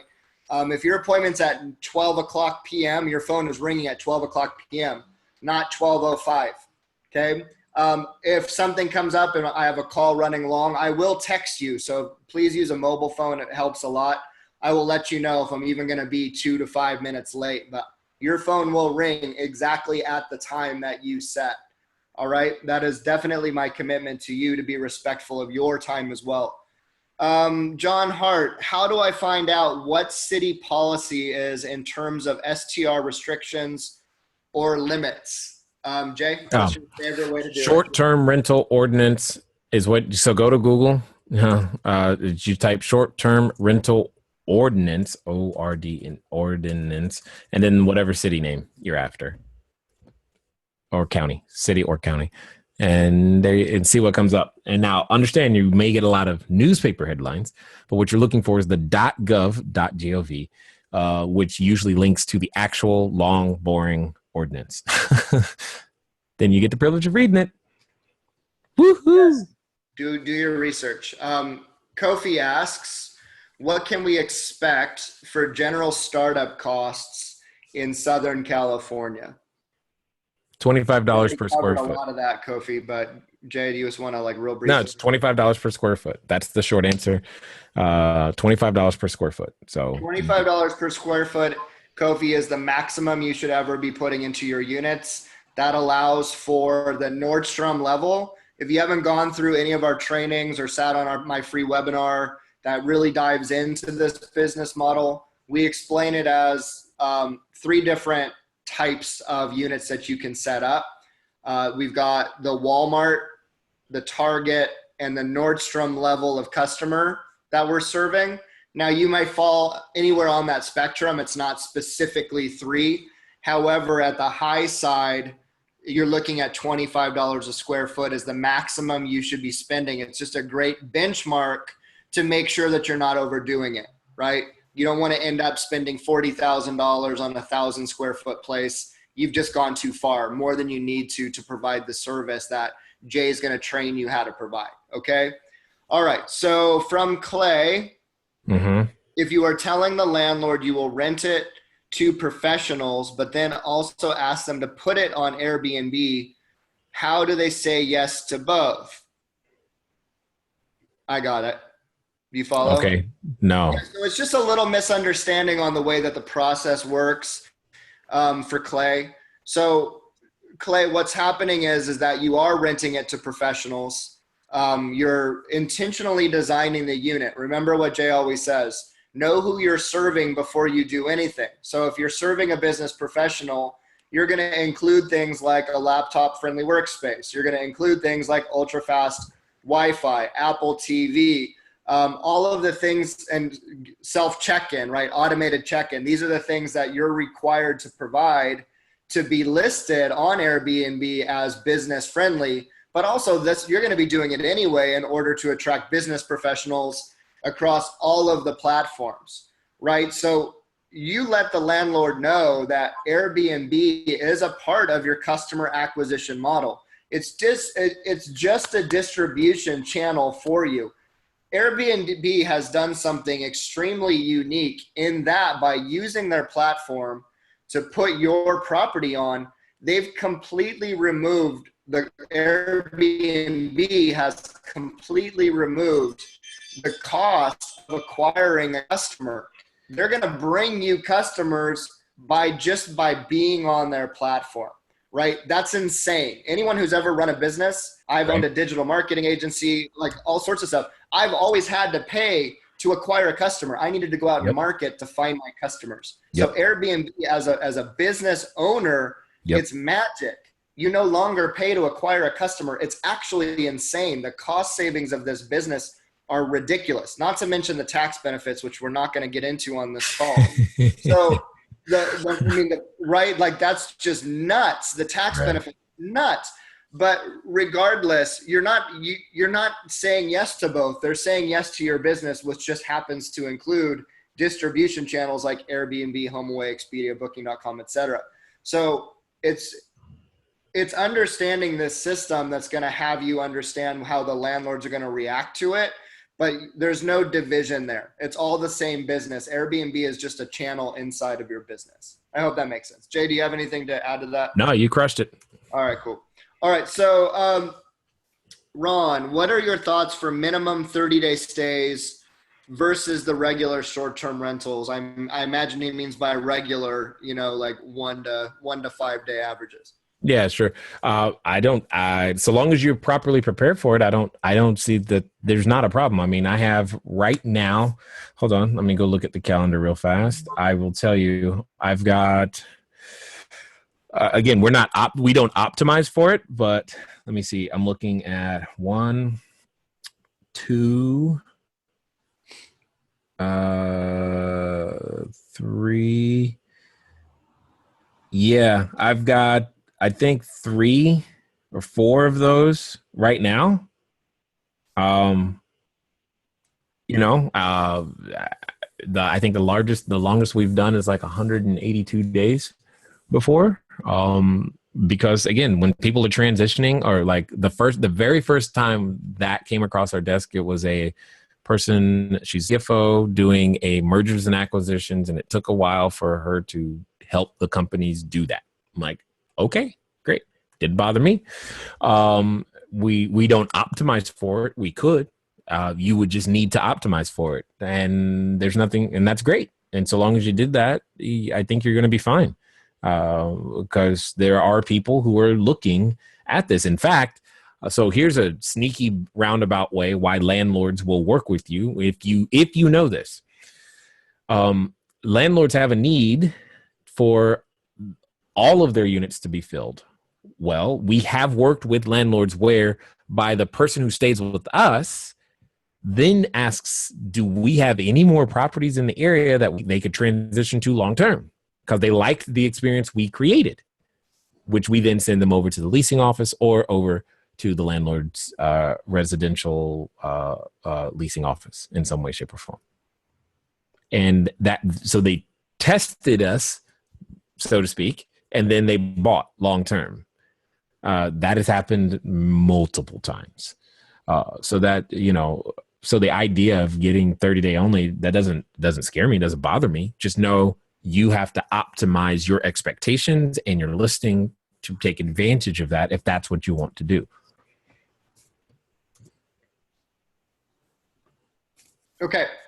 All right. So the next question. Yep. This is a softball. I should Jay. order some food. I'm just going to order some food right now because I'm getting hungry, and I'm realizing the questions just keep coming, and I'm like, I'll be able to get some food in a minute. I'm just going to DoorDash some food. So go for it. All right. So this is a softball question for you. Okay. Yeah. So it's fun when some of them are like right in the wheelhouse of what you're currently up to. So all right. So have you heard of anyone buying a small apartment community and changing it to all short-term rentals? Any concerns or thoughts? And I laugh, everyone, because Jay and another gentleman who also run just ended up in a situation like this in Long Beach. So. Yeah, we literally just did that. The answer to your question is, I think it's great. In fact, it's the preferred way of operating is when you can control the entire building. If you can control the entire building, or you and a group of operators that you trust, and you guys have similar values, can control the one building, it's perfect. The least amount of complaints ever. And it works out very, very well. And more importantly than that, I am now behind the scenes beginning to put together a group of lenders that will allow you to have a purchase loan based upon your short-term rental revenue, meaning you'll be able to then go back and buy that building after. So stay tuned for that part. But that's also so the answer to your question is, yeah, I think it's do it yesterday. Yeah, there's a lot coming down the pipe, and you're going to see a lot of our students in our Facebook group and our student group talking about deals like this. We have one student who's buying land now, so she's excited. Oh, no. She might. I talked to her this morning. She has a tentative close date of July 10th. So there you go. And her monthly payment is going to be $1,900, and she's going to have access to 20 units for that $1,900. In freaking sane. And she, oh God, I just could not believe what she was saying today. And I was just over the moon fired up for her. So people are just starting to create, they see the cash flow opportunity. They love the hospitality business. They love what they create. And now they're expanding it. So things like buying buildings is really starting to come up. people want to control the building. They want to still be doing a lot of the investment side where they're going to have that equity play with the building that they get, right? Then I would say it's an even like 50-50 split of our students. Oh, yeah. 50% want to be expanding that way. The other 50% just want to do leasing and generate cash flow. They never want to own a property. They don't want to learn about it. They don't care. They just want the hospitality business. So you're going to be able, as a student of ours, to really determine, what your hybrid model might end up looking like if you expand beyond taking our system, right? Our system is going to teach you 100% of everything you need to know.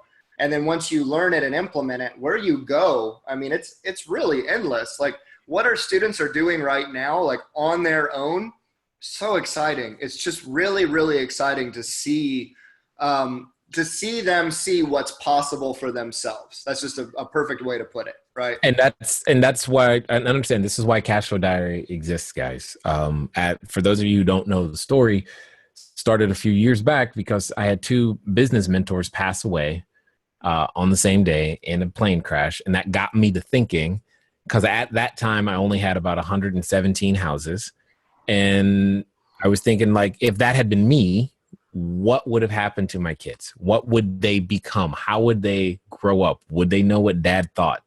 And I was like, what's really valuable that I could pass on? And I thought it was what I learned how to do, how I thought, and making stuff happen. And CashFlowDiary just started out as a diary, and that documents how I made cash flow. So that was the extent of my thought on the name. And it was only meant to go to my kids until one day someone said, I bet you adults would be interested in that. And then we started making it available to adults.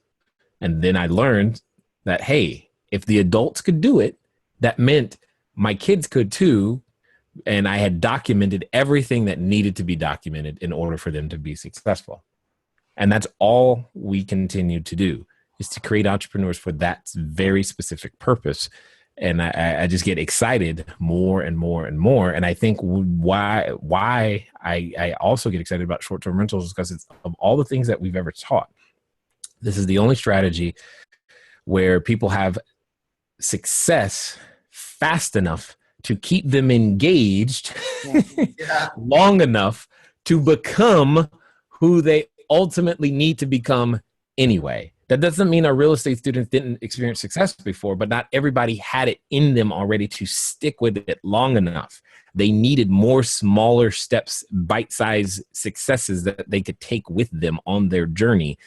And this strategy provides all of that, and comes with the biggest benefit of being able to create 6- and 7-figure students really quickly, faster than they even think is possible, which I would venture to say that most of you, even those of you still here this long, don't dream anywhere near as big or as often as you should. And one of the few times that you do dream is when you buy a lottery ticket. And that's the one time that you allow yourself to go, well, what if I actually did win this $10 million or whatever? I don't know what lotteries are anyway. Whatever. What if I actually won this? And now we transform you into this person to not only, it's no longer a what if, it's like, so what you're saying, Jay, is if I just keep doing what I'm doing, in about 5 years, I'm going to have 50 of these. Yeah, that's exactly what I'm saying. And but Jay, that means I'll have, $100,000 or $200,000 a month. Mm-hmm. But that means, and once that thought process takes hold and gets started, it doesn't let go of you. And that transformation is what I want your kids to see. I want your friends to see. I want them to know that you did it too. And that's what gets me excited. And then, occasionally if you have a barbecue, just, send me something good. That would be awesome too. But not required, totally optional, but it's there. So anyway. Yeah, that's perfect, Jay. I mean, it really is just perfect. And understanding how people, by getting those small wins, they can stay connected to that future, right? I mean, it's really the future. As humans, the future that we're living into is what really has us in the most amount of action. And when we lose touch with that future, or something gets hard, or we have shiny object syndrome and we move on to the next thing because it seems easier, faster, whatever. Yep. We give up all of those steps we took in one direction. We give those up, and it's all in pursuit of a future, like that future that we're living into. And I have so many examples of, how the future we're living into dictates the actions that we'll take today. But when we lose it, when we lose that connection to what we saw that had us so excited, that had us buy that latest, greatest, whatever, when we lose that, it just disappears. And it's like it never even happened. And we forget that we were so inspired. We were so in that moment. And so those small wins that's created with short-term rentals really does an amazing job of people staying connected. So if you who's watching this really has seen that in your life, like you've changed gears like 10, 15, 20 times, did this, tried that, it's possible that this business will provide enough for you right now. I mean, once you get enough units, you will receive bank deposits every day. Yeah. Every day.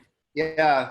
And what I saw for us is that we've only this unit right here has only been listed and live for 4 days. We have 2 reservations, and the 2 reservations total 7 days, and it's $1,200 and something dollars. Right. And so it's like we did, most of that was done without even having pictures up, just one image saying coming soon. So like I've been working with Jay forever, and I'm just now starting to get enrolled in what's possible, seeing it for myself. Right. So it's really kind of amazing how fast it happens for so many people, because there's a lot of moving pieces. It's just the easiest thing that Jay's ever taught. Right. It's not deal analysis. It's not 3 exit strategies. It's like, what customer do I want to serve and how do I go? Right. And that's a whole different conversation for you investors out there. You know what it took to learn to do what you do. Really, it's substantial. And even you could have every I dotted, every T crossed, and your deal still could go south. Right. So yeah, I mean, that's something to consider. All right. So let's get back to the questions. That was the question we just answered. Can you explain more about doing short-term rentals in Los Angeles and Long Beach, where new rules may limit short-term rentals year-round? Yeah, you're talking about the proposed 180-day thing. I'm not overly concerned about it until it actually does something. At the end of the day, again, I don't know how. I want to see like how do you enforce that? I don't even understand. Like, how do I comply? Like, I don't even understand how that would even go into effect. Good. So there's so many details that are missing out of that to even know how to respond to something that's still so arbitrary, that I'm just gonna let it sit for now until it actually needs to be addressed, because I don't want to prepare for for something that's, I don't think is even going to end up happening, because it's just too difficult. It's too difficult for everybody to even try to comply with. Like, I don't even know how, because it's just weird. It's just weird. So we'll see what happens. And we'll figure it out slowly together. That's literally that's literally my answer. Okay, got it. So how do I find out what's city policy in terms of STR restrictions or limits? Again, go to Google. Google short-term rental ordinance, and then space whatever city name you're referring to. Again, pay attention to the .gov, not the newspapers.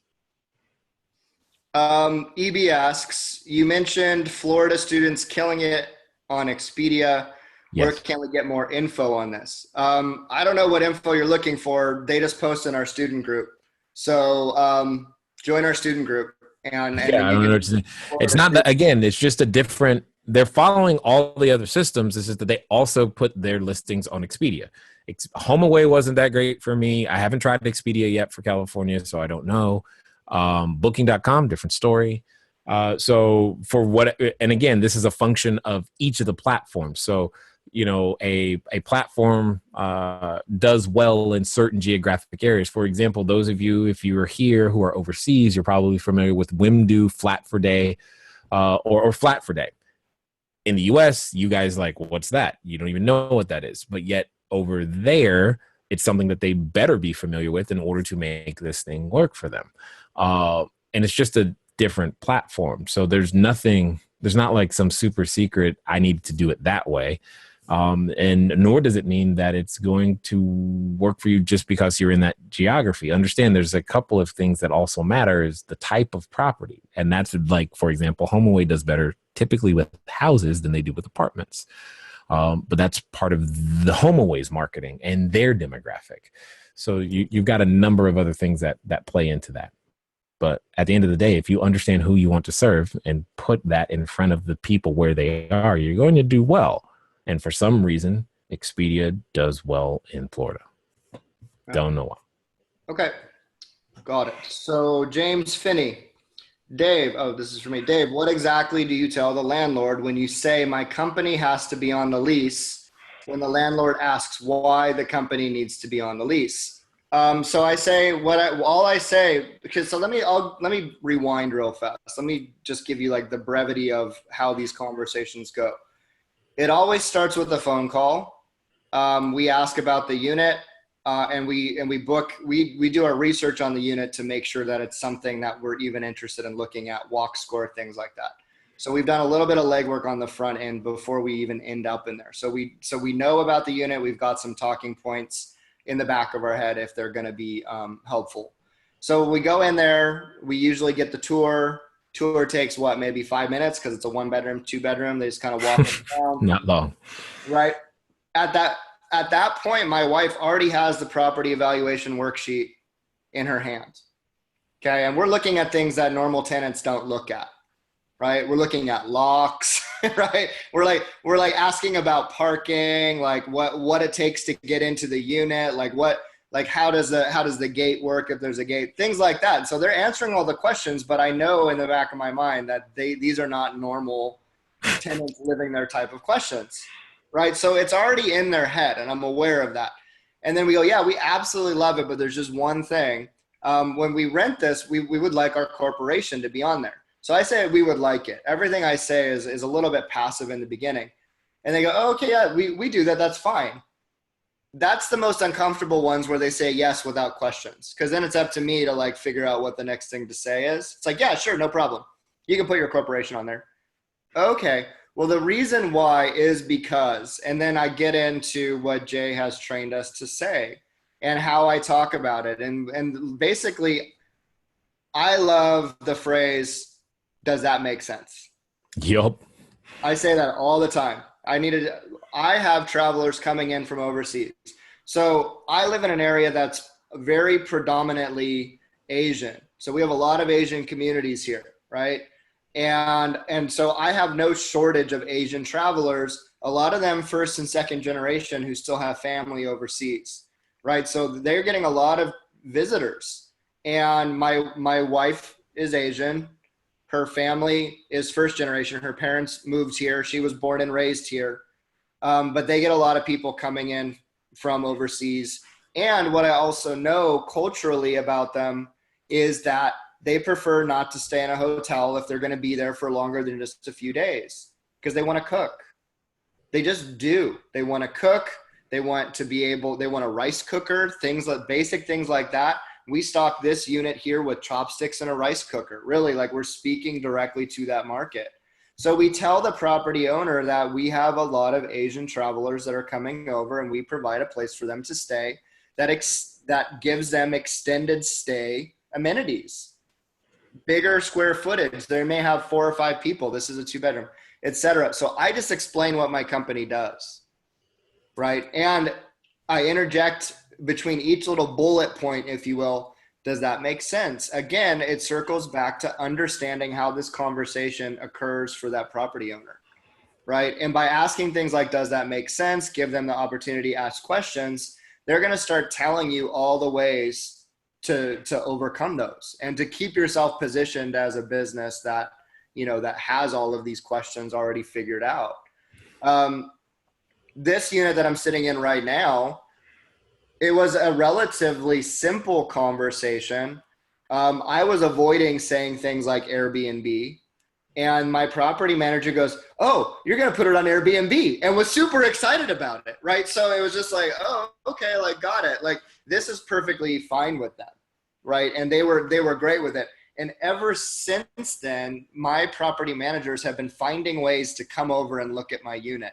They come over at 11:45 at night while LaTanya was in here because they had something to drop off. And so they're walking around just saying things like, "Oh, this is so nice. Oh, this is so great. How do you do this?" They're so interested in the model. Like, they're just completely enrolled. And none of that would have happened had I thrown up on them in my first conversation.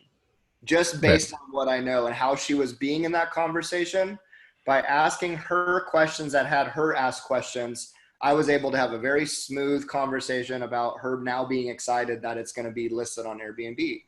So that's what the conversation looks like. It wasn't a perfect explanation, but just get really good at not throwing up on people. Get really good at asking questions that have them explain to you what they really care about, what's important to them. Right? That's it. Understanding how it's occurring for them. All right. So that was my explanation of that. If there's any follow-up questions, feel free to ask. Lots of homeowners, this is the next question, Jay. Lots of homeowners or landlords don't like their places to be turned into short-term rentals. What are your thoughts? They don't like, okay, got it. My thought is, you have work with those that are okay with it. So just because lots don't, there are lots that do. So move on. Second, those that don't probably just haven't been properly educated on who we serve and how we do it. And once they are, then I've converted many in presentations, and when I've given them information, etc., and they go, "Oh, well, I didn't understand that." When, as Dave said, when they walk through and go, "Oh, wow, I didn't know you were doing all this," because ultimately, if you're following the procedures that we've set forth, you're going to know more about your guests than they do their long-term tenants. Period. But hey, I digress. Okay.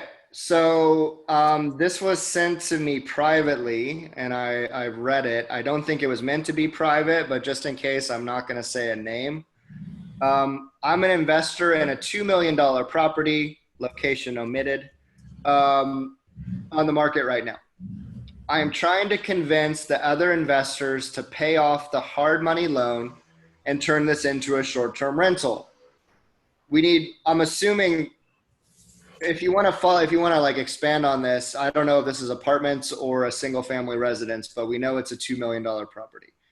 Okay. So they're trying to convince the other investors to pay off the hard money loan and turn it into a short-term rental. We need more investors at this point. How can we retain financing to make this happen? Can I market this to an investor student? Oh, in the Blueprint Mastermind. Oh, I see why it's private. Okay.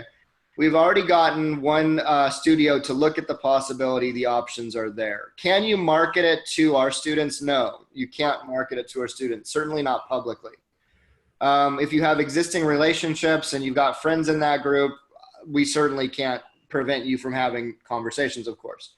But let's get to the question. How can we retain financing to make this happen? Yeah, the financing piece is part of something I've still been working behind the scenes to put together, because the lenders that I've talked to are scared. Let's just put it that way. And however, I'm beginning to find private sources. If you can prove management history, like if you've been running it as a short-term rental for 12 months, then that's one thing. If this is brand new, like you're a brand new operator and you're saying this is what I'm going to do, that loan is not there right now. Got it. Okay. So someone's asking, because it's going to be challenging to make it to the summit, are there going to be recordings of it? So no, currently there's no recordings of the summit. No, we we were don't very record that. intentional and not including we're not trying to turn the summit into something that we make available for sale later. That's not the purpose of this. The purpose of the summit is for this to be a conversation for 35 to 40 people. That it's not, we're not trying to create something from it. It's a conversation that's organic. It's while being guided, right? We've got an agenda, we've got speakers, we've got a lot of downtime. We cater every meal. We're taking you out to eat several of the days. Like in the evenings, we go out as a group. So there's a lot of like one-on-one family building, direct access to the instructors like Jay's teams and Jay and whoever else you want to talk to. Because we don't know where that conversation's really going to go, the decision was made not to make it available to like purchase. We didn't want to degrade it that way. So no, not currently planned. The only thing that got close to that was that because for religious reasons, we had a woman who couldn't attend one day, and we were going to make accommodations to get her own personal recording so that she could attend and still observe her religion. We were willing to do that. But that was still going to require being at the summit and attending the summit and the full cost of the summit, et cetera, et cetera. So no recordings. So from Joe Rodriguez, what happens if your location isn't producing expectations? Can you break your lease? I assume some students have crossed this. Got it. It's not so much a breaking of the lease as much as it is you just negotiate your exits should that happen. Now, if we're just talking about poor performance and financially, that's one thing. If you're talking about a regulation came to town and made it impossible for you to do business, that's another. But in both cases, what we often request and ask our students to negotiate is the ability to go find the traditional tenant that the landlord was looking for at any rate in the first place. So we're not really breaking the lease. It's a part of the lease anyway, is such that if it becomes obvious that you need to go to a different location, that you have the ability to go find them their traditional tenant. Okay, got it. Carla asks, is there software to sync calendars from multiple platforms?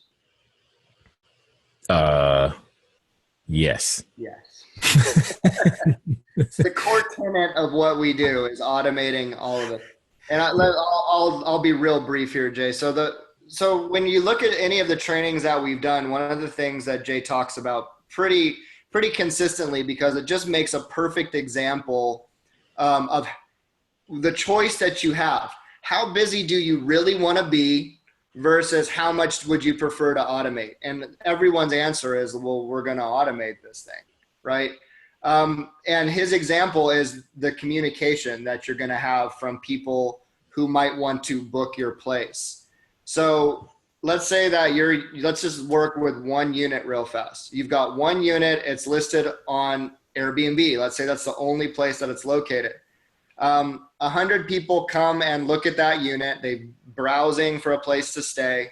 And let's say that you're getting a booking rate of anywhere between like 3 to 5%. So for every 100 people that look at your unit, 3 to 5% of them are actually going to book you and stay with you.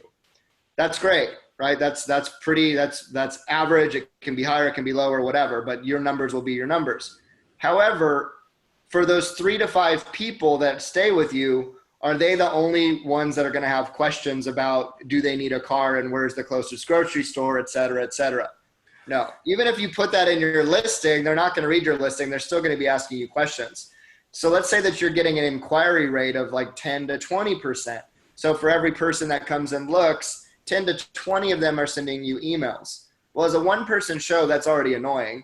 But what happens when you end up with 10 units? And now it's 100 or 150 or 200 communications over the course of a month, and you're answering these questions again and again and again, right? So now let's expand beyond communication.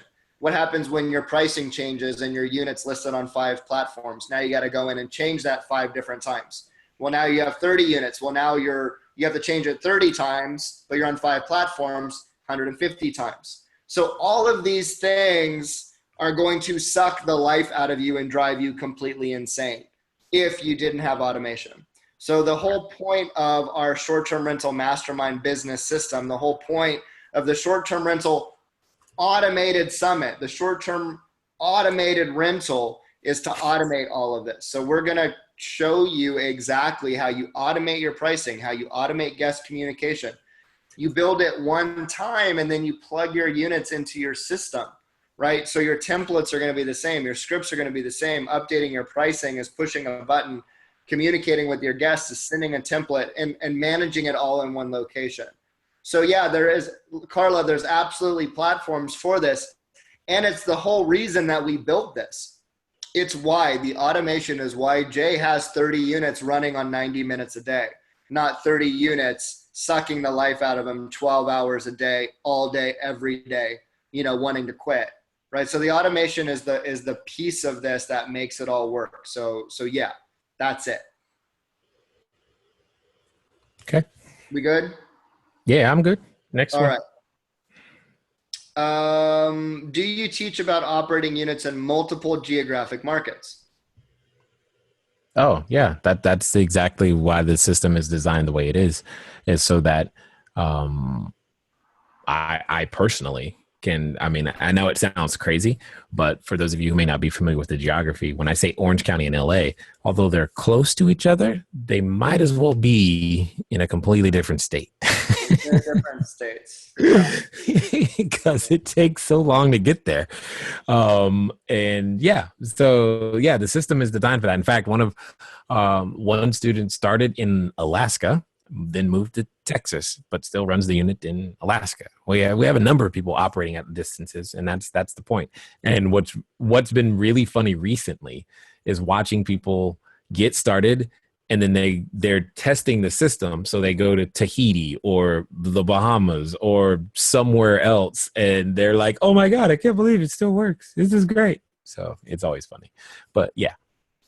Yeah. So, and again, just to expand on that real briefly, it's the reason why a lot of our students that have 20, 75 units, 10, 12 units, Jay with 30, can come and spend the time at the summit with us and never be picking up their phone to deal with things, right? The system is just in place. Jay's not running his business while he's at the summit because the system's managing it, right? So that's what we're teaching you, is how do you put all those pieces together? Because the software is there. It's easy to use. If you can use Facebook, you can use this software, right? Really, it's so inefficient to do it yourself or to hire people or whatever, when software is so inexpensive these days, and it's insane what you get for your money. And you just plug these pieces in and follow the system, right? And that's what we all have gone through. Jay had to teach himself how to do it. We have students go from 0 to 12 units in a year with no real estate background. So these are people that, when you meet them, you're like, wow, that's pretty amazing that you got that. And then when you see what they've built just by following what Jay's shown them, it really has become push button simple. Like it's just like learning anything new. The first time you were on Facebook, you learned how to use Facebook, and you use the pieces that ultimately interest you. So you'll use the pieces of the software that you need. And go on and on, right? So, and then Jay has just found the best stuff that works for him, and then he turns around after documenting it and teaches everybody what works, what really has the best benefit to your bottom line. Like, how do you save money? Like, leaving one platform for another platform saved Jay $28,000 a year. He then turned around and taught that to everybody else. So that's the point of having somebody who's already ahead, trailblazing this, turning around and teaching you what they've done, so that you don't go down a road that you shouldn't go down, right? The path is already there. It's laid out for you. It's built. You just follow the system. It's really great. Okay. I may have missed this. Will personal credit be required to obtain units? No, it may not be required. You may still need to do a personal guarantee in some instances, but we prefer that you use a entity to go and get the actual unit, but it's not required. And the places where it is required is probably not an owner-controlled property. So, Yeah. Yeah, that's really the short answer. If you're following the system, you should be fine. Got it. Okay. So this is open-ended. So answer this however you like. And this is from Wilson. What are the requirements for a beginner like yourself? When he said Wilson, I thought of the movie Castaway. Is it Castaway with Tom Hanks? Yeah, Tom and Hanks. where he was stranded? Yeah. Wilson! Yeah. Go ahead. All right. So what are the requirements for a beginner like myself? What do you mean? That's all. That's it? Oh, okay. What are the requirements? The requirements? You can go anywhere with that one. Yeah, I'm like, well, I would say probably the biggest thing is that you have to have the need and or desire, probably the desire, the want to actually build a business. And that's probably the biggest thing you need to bring to the table. Outside of that is it'd probably help you to have lots of guidance along the way. So I would consider that a requirement if I'm building a business. And I'd be willing to, it would require being willing to be okay with giving yourself lots of grace to make mistakes but yet still continue to make progress at the end of the day. Again, I have no idea if that's what you're after, but those would be the requirements. There you go. Yeah. A willingness and a desire, right? Yeah. There's the obvious things that people are going to need. Like clearly there's going to be furnishing in the property. So there's going to be money to start your business just like any other business, right? So, but then you have questions to answer. It's like, well, do I want to rent it or do I want to furnish it myself? And that's what we will help you with as far as answering that for yourself. Everyone is going to have something in their way. Very, very few of our students came in with a massive bank account that they can just pull money out and build their business. Every one of them, though, came in with a desire to get through whatever was in their way. Like something that I say with our students all the time is like, look, you just don't have problems. You just have things to get through. It's really looking at things as just things to get through, as opposed to, oh, this is in my way, it's a problem, I can't do this. No, everybody who's ever created something had things in their way. So to what Jay was saying, the true requirement is your willingness to get through the things that you need to get through. And just being honest with your situation and saying, look, this is my situation. It's going to cause these certain things to be necessary. It's going to cause these certain things not to be.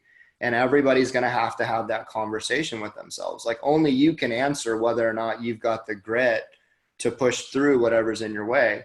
And what I found with 99% of the entrepreneurs we work with, they do, right? They're going to have days where they don't believe it, but that's why we're here, is to work with them on those conversations that might have them disempowered that day and then move them forward, right? Everyone gets knocked down. It happens. I get knocked down all the time. It's just a fact of life. We just get up and keep going, right? And it looks different for everybody, but it's that willingness to push that makes all the difference. If you've got shiny object syndrome, this is not for you. I mean, that's just blunt, right? This is just not for you. If you move on to things quickly and like, just don't do it, right? Because there's a lot here. There's moving pieces. This is a business that requires you staying dedicated. Okay. Yep. So, do you have different corporations serving different types of target markets? Example, Corp 1 for your medical use market, Corporate 2 for Asian travelers. No. Okay. The $2 million property expanded. It's a mid-century modern on 2 acres, 4 bedrooms, 6 baths. So yeah, it's a single family residence. So that was the one that was asking about finding finance. Sure. Got it. Still wouldn't change. Yeah. Answer's the same. Okay. What website source do you use? This is John Hart. What website source do you use to acquire long-term rental at the beginning? Do you recommend to purchase the property if it's a good demand? I don't follow. I'm glad it I'm wasn't. sorry, John. Like if you could ask the question a different way, that would be helpful. But to acquire, used to acquire long-term rental at the beginning. Maybe he's asking like, where do you find your properties in the beginning? We drive around. We also use websites like apartments.com, et cetera. Even Facebook has rental section now in the marketplace. You can go into Facebook and look for stuff there. Again, it's just a great resource to start practicing having these conversations. Jay always recommends, ownership of property, but no, for me personally, my wife and I, we have no interest in buying property. Like right now our focus is just generating cash flow. So to recommend something is ignoring what do you really care about, right? Like, is that something that you'd like to do? If that's something you'd like to do, then yeah, I recommend it for you to figure it out. And I know there's benefits to owning, and that's Jay's world. Yeah, you don't have to buy immediately. Buy when you're ready. Right now, expand. Focus on building a cash flow or down payment generation machine. All right, so we're still at 60 people. What are your thoughts on providing revenue generating services as a part of enhancing your guest experience, such as charging for rental cars? I'm sorry, every time I laugh, it's because this conversation already exists. All right, so guest experience, such as charging for rental cars for units in not very walkable areas, or bike rentals if you live near trails. Yes. So the answer is yes. The caveat is don't break your system. And that's where we get the privilege of having the input of so many people from so many different walks of life and so many geographic areas with so many doors between us all, that we get to make sure we develop the absolute best system for doing exactly that. Yes. Yes, the extra services is just extra revenue. And that's where I've said before, and I say it again, the room rate you earn, that's just the beginning, like literally the beginning. And that's already profitable in and of itself. But there's a reason that Vegas, think about Vegas, Las Vegas, if you will. There's a reason they go, hey, room's free this weekend, come on down, because they know that they're going to make it up in other places. We have the same thing available. I just choose to do so in a manner that's scalable and doesn't cause me to have to suddenly hire a whole bunch of labor to get it done. So therefore we build systems around it. But yes, do it. Yeah. And we have students who've come up with ways to, people want to have early check-in, late checkout. You can add fees for stuff like that, right? So it may not even be anything other than what you already offer, and when they ask, you just have a way to get an extra $40 or $50 a reservation or whatever. And interestingly enough, I actually talked to a guy who's building his own rental car company outside. He's not a student of ours, anything. He's just a friend of mine. And so we're already in conversations about what that might look like. He's already developed the website. He already has a small fleet, et cetera, and he's local to me. So there's all sorts of things. You're always just going to have these conversations. You're always going to be in the inquiry of what else is possible. So that's a really great question. Thanks for asking that one. Yeah. All right. So can you share the cost for the summit? No. All right, moving on. Just kidding. So $2 million. $2 million. How much money can you make by attending the summit? No. So the cost of the summit, when you go through the application, it does talk about what the general cost will be. We prefer not to post it publicly because people anchor themselves to that, and then that's as far as the conversation goes. I would much prefer having a conversation with you and then working with you on the cost for the summit rather than just broadcasting it. $7 million. It's going to be more than $1,000 and less than $2 million. Great. There's a check. Yeah, there's that. All right. So Jay, please talk about the insurance coverage. Oh, this is a great one. And explaining it to the landlord for liability. Okay. We have insurance coverage. Yeah. I totally understood the question. In my head, the answer is yes. And we have insurance that covers you too. Yeah. Covers you, covers the building. You can cover the building, but you don't have to. You just need to cover them. But the answer is we have insurance that covers you too. It's not even more complicated than that. Okay.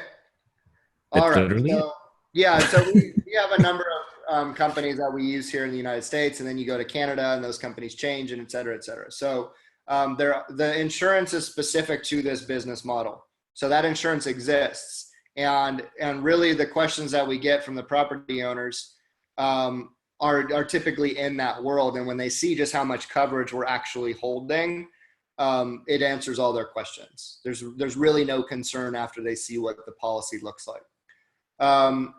Okay, Jay has 30 units and spends 3 hours on the business. It's 90 minutes a day, David. How many hours does that student with 75 units put in each week? Just curious. I wish she would put in more, because then she would have less time to bug me all day.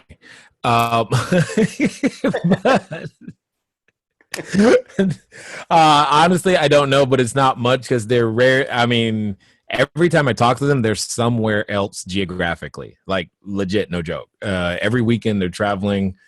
So I don't know. I've not asked her, but it's not proportionate to the amount of income. I mean, let's pretend she was putting in 40 hours a week, right? It's still kind of worth it, especially at that level, but it's definitely not that, because they're always traveling somewhere. And Rebecca, her name's Rebecca, and she will be at the summit, at the last summit. Oh yeah, she'll be there. Talking about her virtual. She's doing that again. Oh, she's doing it again. Okay, so she'll be a speaker at the summit, and she talks about her system for running 75 units, because she's really started using a lot of private personal assistants, online assistants, virtual assistants, right? Whatever you've called them in the past. Her network includes people basically punching a clock, checking in at 8 o'clock and checking out at 5, but she has them on 24 hours a day handling the little things. And she talks about how she's gotten them trained, what that looks like, but it allows her to travel, like Jay says. It allowed her to be at the summit, her and her partner, and they spent the entire summit with us. Not once did they leave the room to go handle something with their business, not once. So that's what she's training on. So how many hours? I think they've effectively worked themselves out of the business, aside from probably bringing on new units and, the things that absolutely demand them. But based on just what I've seen, that's what's possible for them. Their gross revenue at last check, when they were still at under 70 units, was a little over $2.5 million a year in gross revenue. So I'm assuming they're at probably $3 or maybe more million dollars now. That would be the number that I would say. They're about $3 million a year in gross revenue with their 75 units. And it's this model. It's 100% the mastermind model that they've used to get to that level. Because when Rebecca came on with us, she was only at 10 units. And she was doing it on the side, sort of like chicken with her head cut off, interested in, hey, I've got this thing. And then with Jay, the mastermind was created, and now the mastermind is what has pushed them to their 75 plus units. So their system is our system, right? It's just built from our stuff. So if you're interested, most of our students want to get to 20 and then like regroup and assess. But if you already know I want 75, 100 units, this system supports it, no problem. Right?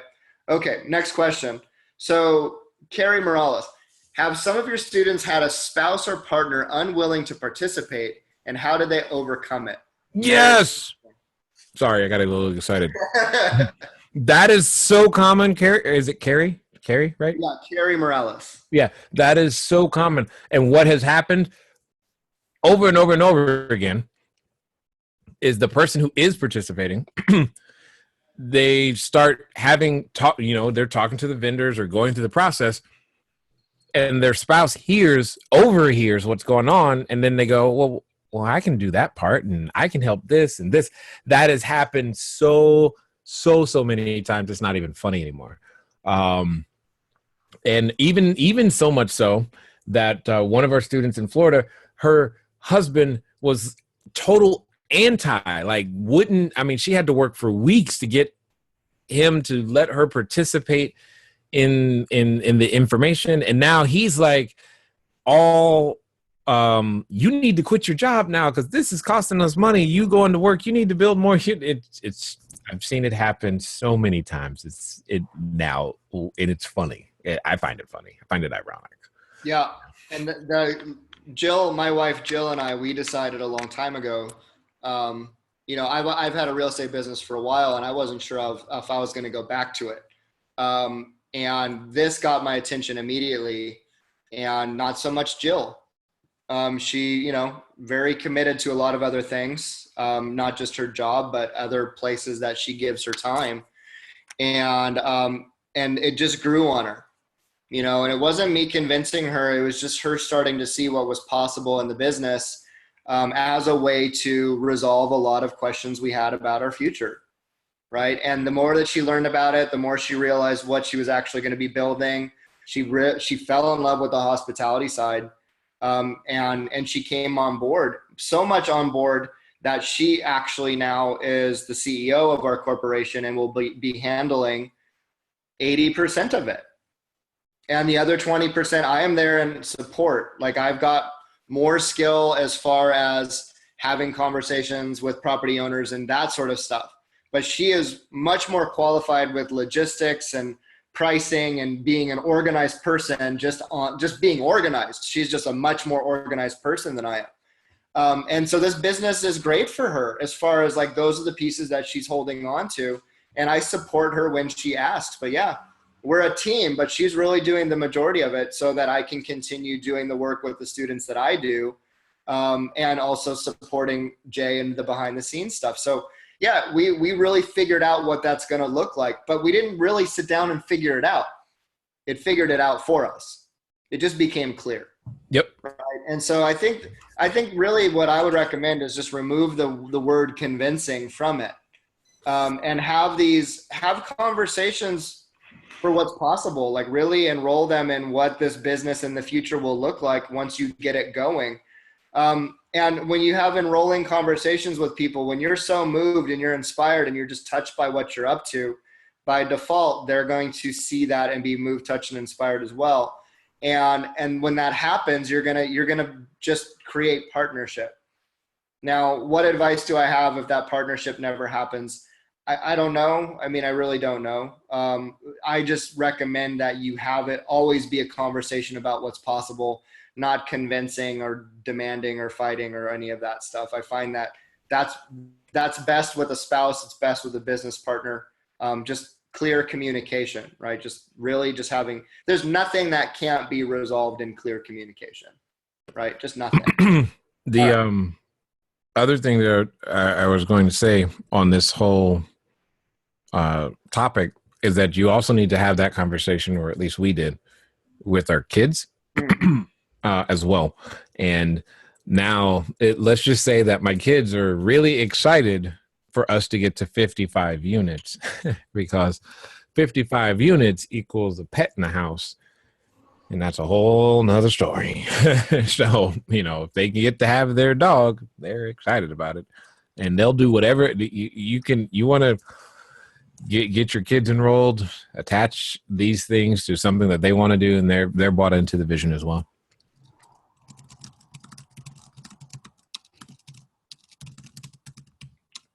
Sorry, I'm responding to B. Lewis. Actually, B. Lewis asked a question. I'll just say this one out loud. Does the link you posted, I believe he's talking about the webinar, walk you through the first steps of getting started? Does it explain everything in detail? So my webinar, it's about an hour and 40 minutes long. It goes into amazing detail. We worked very hard to make sure that this wasn't one of those guru-y, like, look at all the money you can make, buy our product kind of a webinar. It actually is a full training. The whole hour in the middle is a full training on this business. Talks about a lot of the blind spots, the things that people don't think about when they hear about short-term rentals. They go get Airbnb on their phone, they list anything, and then it's off to the races, which is just not good. I won't even talk about what's waiting for that person. The point is that this training will walk you through what the business model is, what the profit potential is, a lot of the blind spots, the things that you're not thinking about, also how automation is going to help you overcome all of that. And then like what it looks like when you run our system versus, just trying to do it on your own, and the difference in the bottom line, which is why you're here in business, right? Like you're here to generate revenue so that you can get your time back. That's why everybody is an entrepreneur, so they can build a business that ultimately gives them time freedom. Then at the end of it, just so there's no surprises, we do have 2 products. We've got the Blueprint, which is a general overview, and we have our Mastermind, which is what we've been talking about, right? And the Summit is a live version of that Mastermind. So the Blueprint is all of the advanced answers to the simple questions. It's a general overview. It's 3.5 hours long of the way that we set up our business, or the better way to put that, the way that the system that Jay created, and all of those things that you're going to need to know. Then the Mastermind is the next step in all of that, which is the step-by-step walkthrough of building the whole thing from the ground up. So one is a general overview. It's enough information to get your first unit, no problem. But it's not a step-by-step walkthrough. The Mastermind is that. The Mastermind is essentially the exact same thing as a coaching program. If you've ever looked at coaching programs, those $10,000 products that are, 2 or 3 months with a person and they're promising you an outcome, but it ends, it's that, except it's definitely not $10,000, not even it's a fraction of that. And we're forever. Once you get into our Facebook group, Jay's with you forever. He's in the Facebook group every single day, daily, working with you. We also do a live Q&A every single Tuesday at 4 p.m. So not only with the Mastermind do you get a live 6-hour kickstart with Jay, you get the full online course. It comes with a huge bonus bundle, which is explained in the training, as well as the Facebook group, the student group, the ongoing Q&A, etc. It is the exact same thing that all of our students that went from 0 to 12 to 20 units have gone through. So it works. It's extremely effective, and it's efficient in training people at getting it done.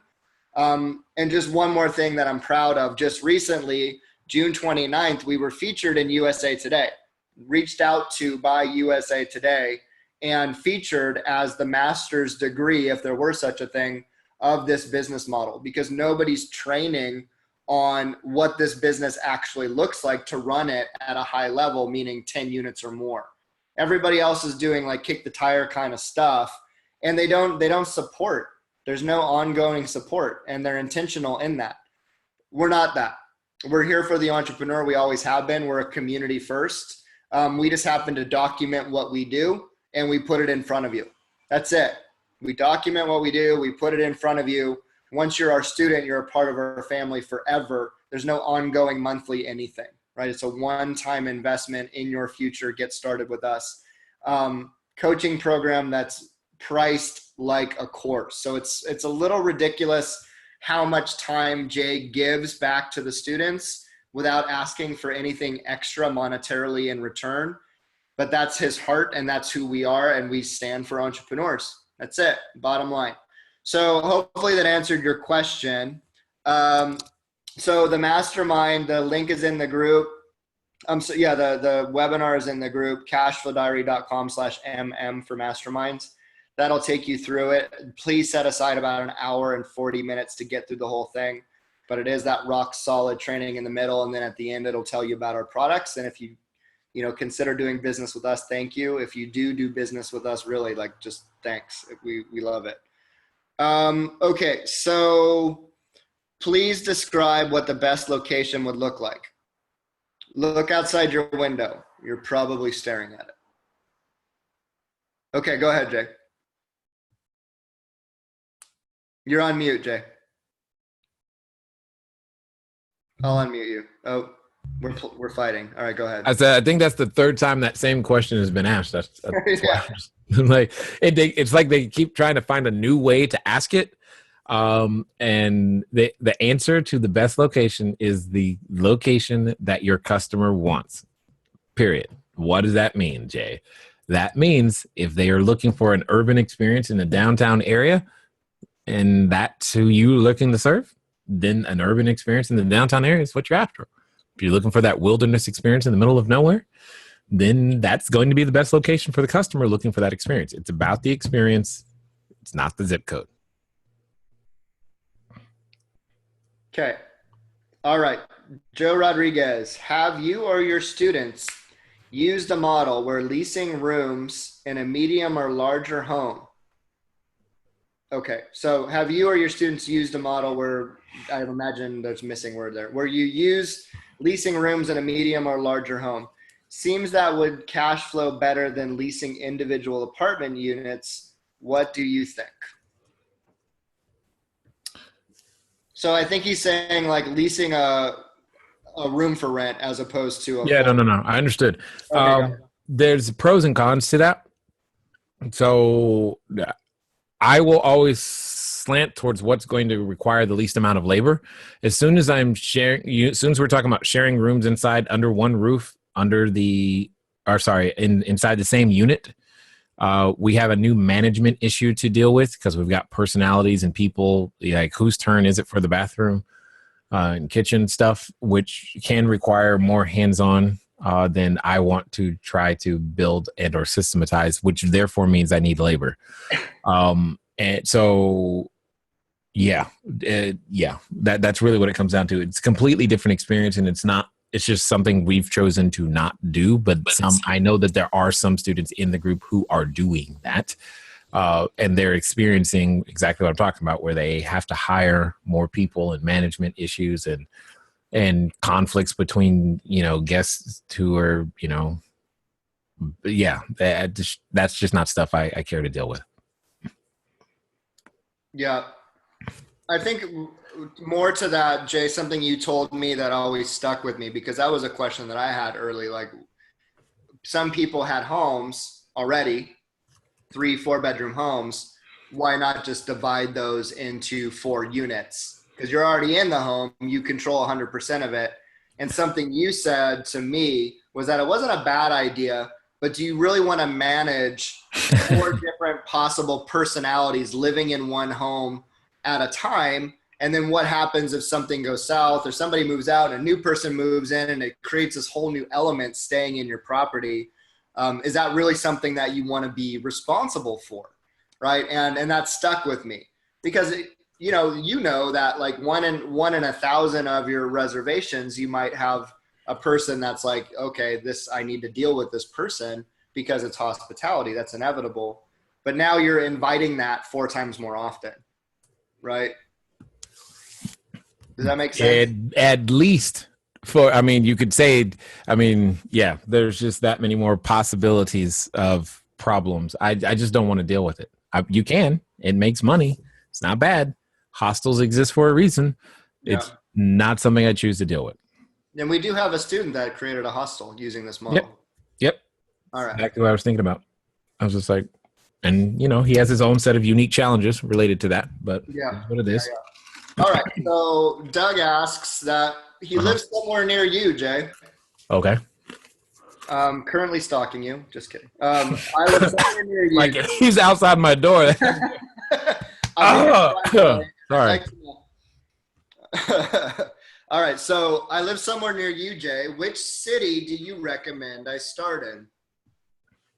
I just want to see how you answer this. You know that I'm going to answer it. Who do you want to serve, Doug? That's the answer. In Orange County, in general, you have 3 primary plays. You've got your beach play, for sure. You've got your business play. And then, obviously, you've got your Disneyland in general. Now, there's still the hospital play. But in general, you're thinking about the beach. You're thinking about Disneyland. You're thinking about business. Who do you want to serve?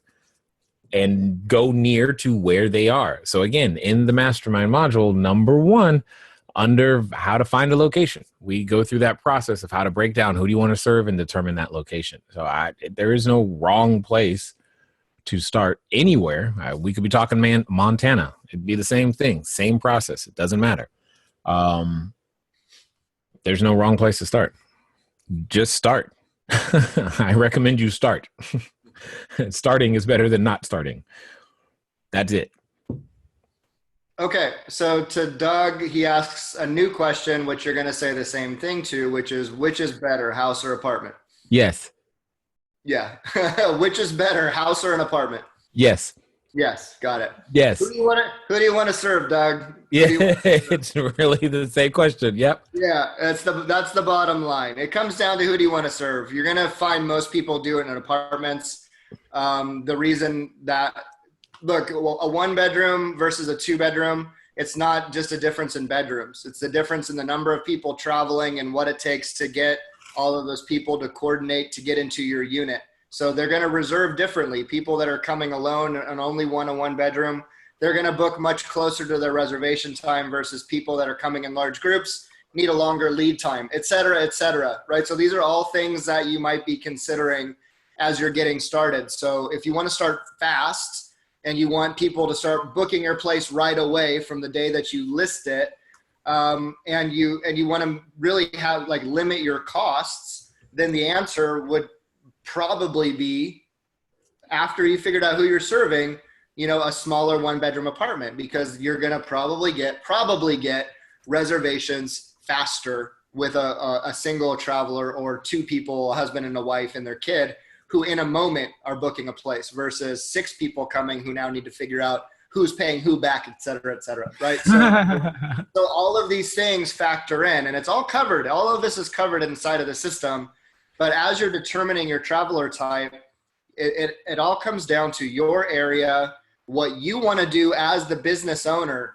Keep that in mind. This is about you too, not just the traveler and what's going to make the most money. That's not how you figure this out. It's not what makes the most money. That's what I want to do. It's not it. It's who you are and who you're trying to serve. Because remember, at the end of the day, this is your business. What are you going to be happiest providing? That matters too. Believe me, it's not just the money. It's not. Hey, Dave, I have a question. Yeah. What's better, Italian or Chinese food? You can't answer that question. No. I want to know. What's better? Well, if we're talking about for weight loss purposes. Yeah, see, suddenly, right? Yeah. You get my point. Exactly. It's all situational. Right? All right. So what is the long-term profit, renting furniture or purchasing furniture of your units?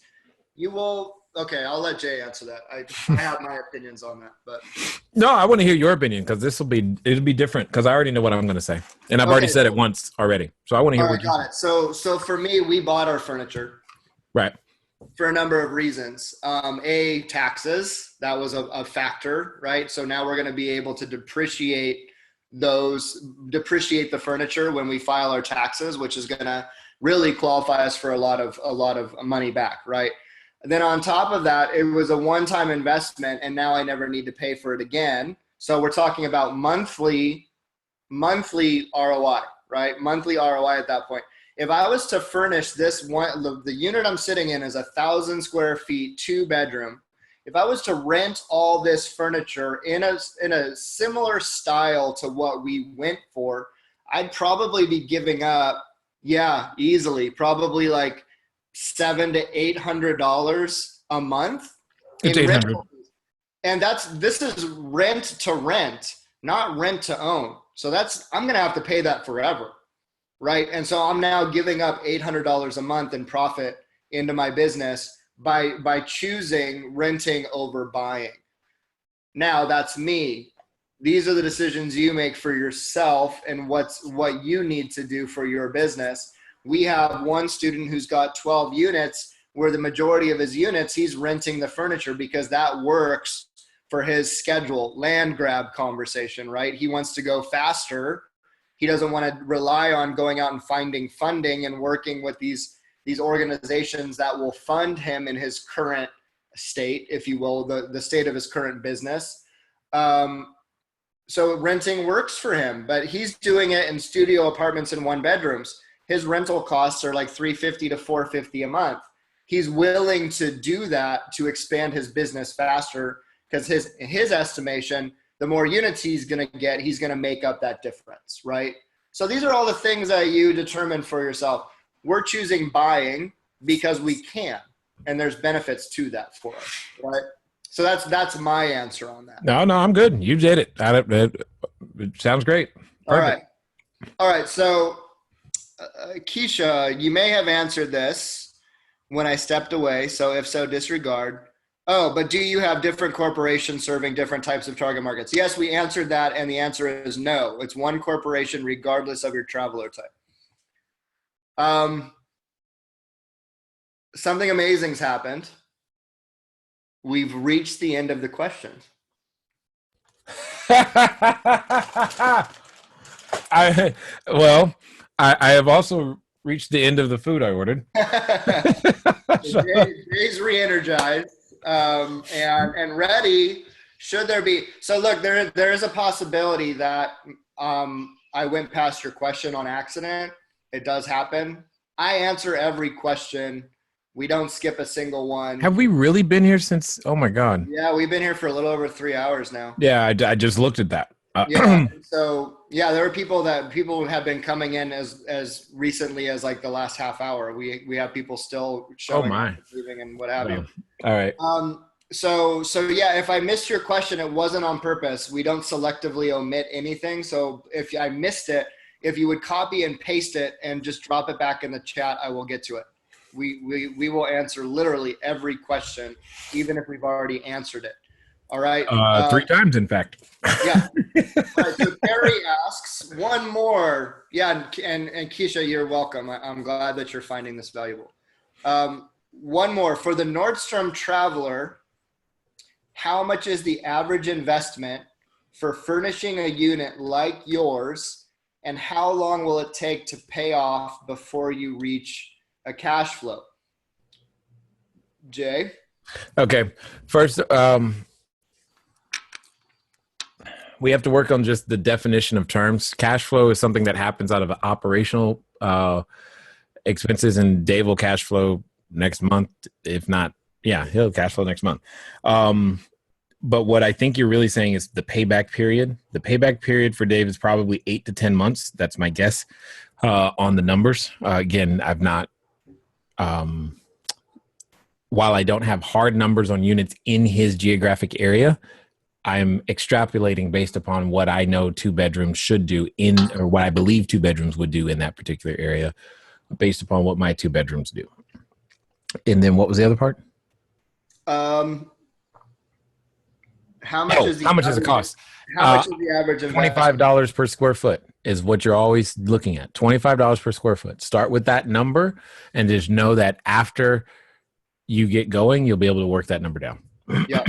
Mine, Carrie, was exactly almost to the decimal point, rather, or even the zeros after the decimal point. It was almost exactly $25 a square foot. Yeah, 1,000 square foot unit, everything all in, including your rent, your security deposit, your interior designer, everything that goes into the kitchen, all of your extra supplies, everything that's going to be in your storage, everything. I mean, that includes getting my photos taken, like professional photography, literally came in at almost exactly $25 a square foot.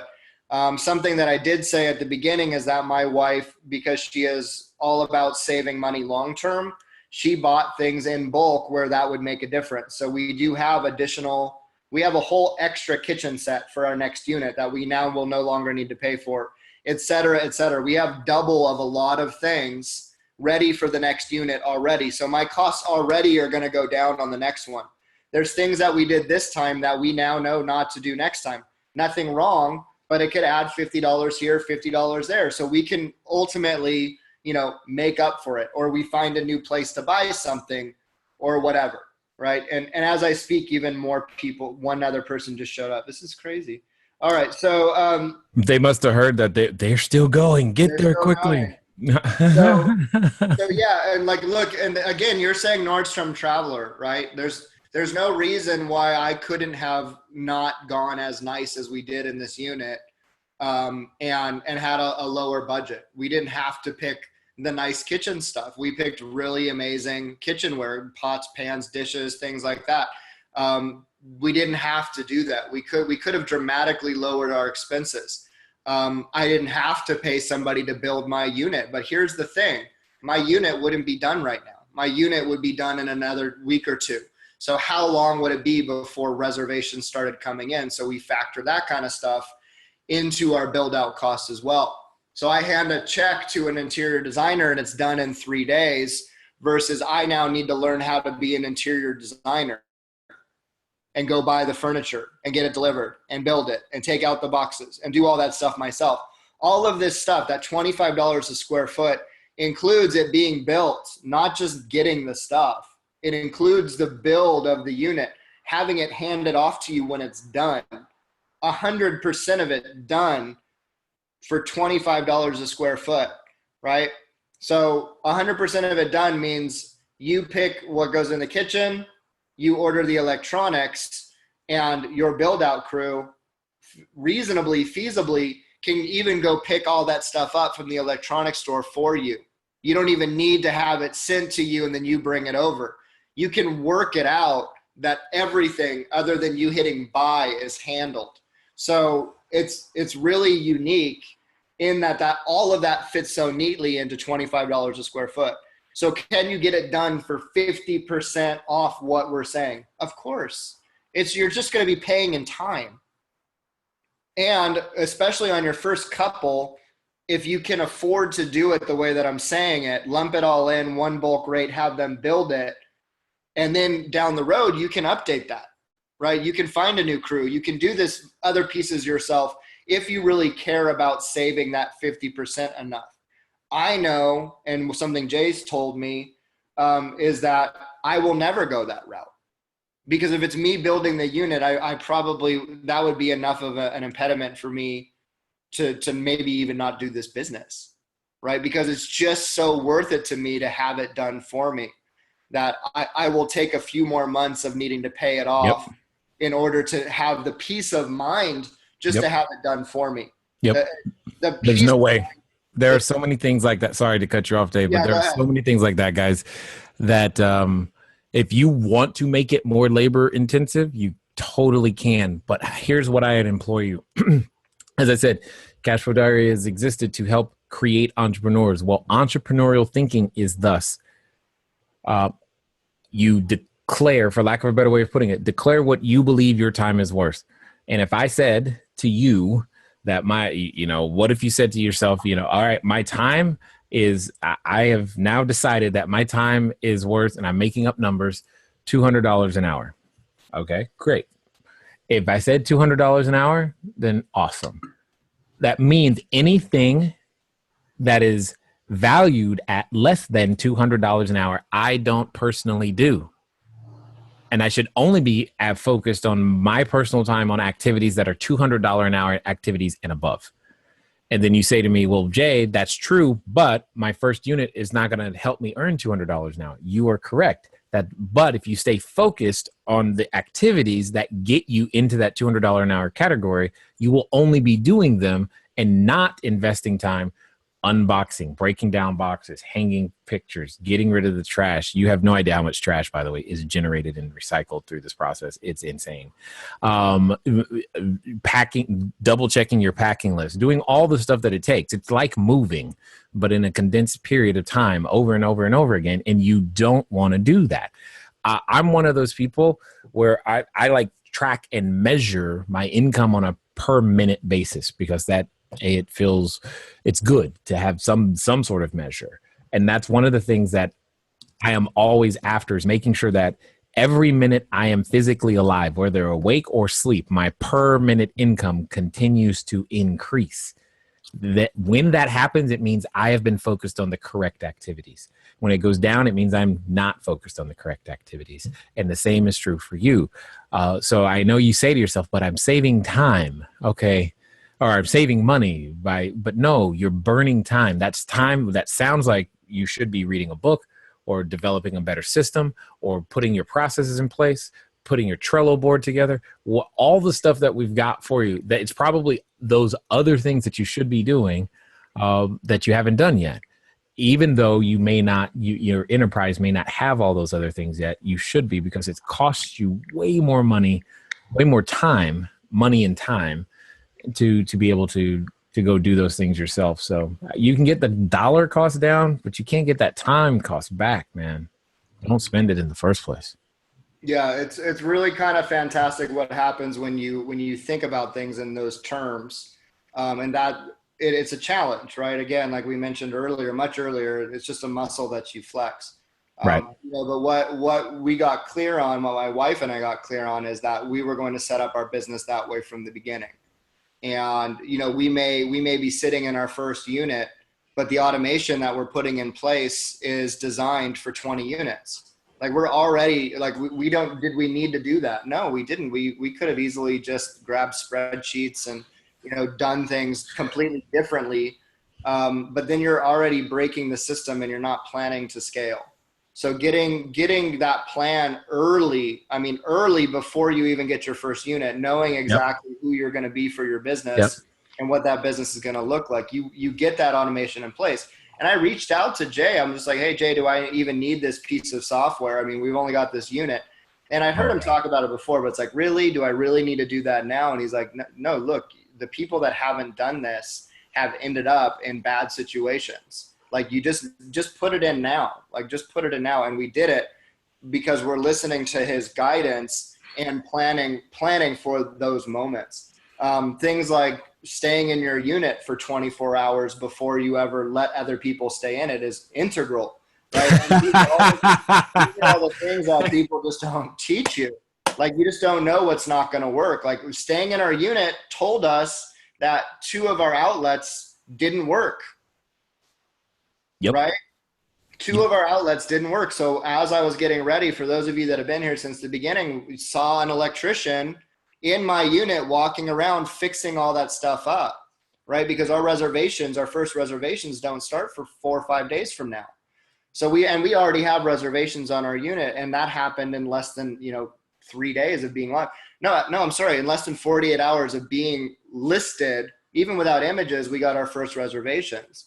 So all of this is a direct result of just following what Jay's laid out, like following the steps, step by step by step by step. Get your unit, get it furnished, go through these processes, get it listed here.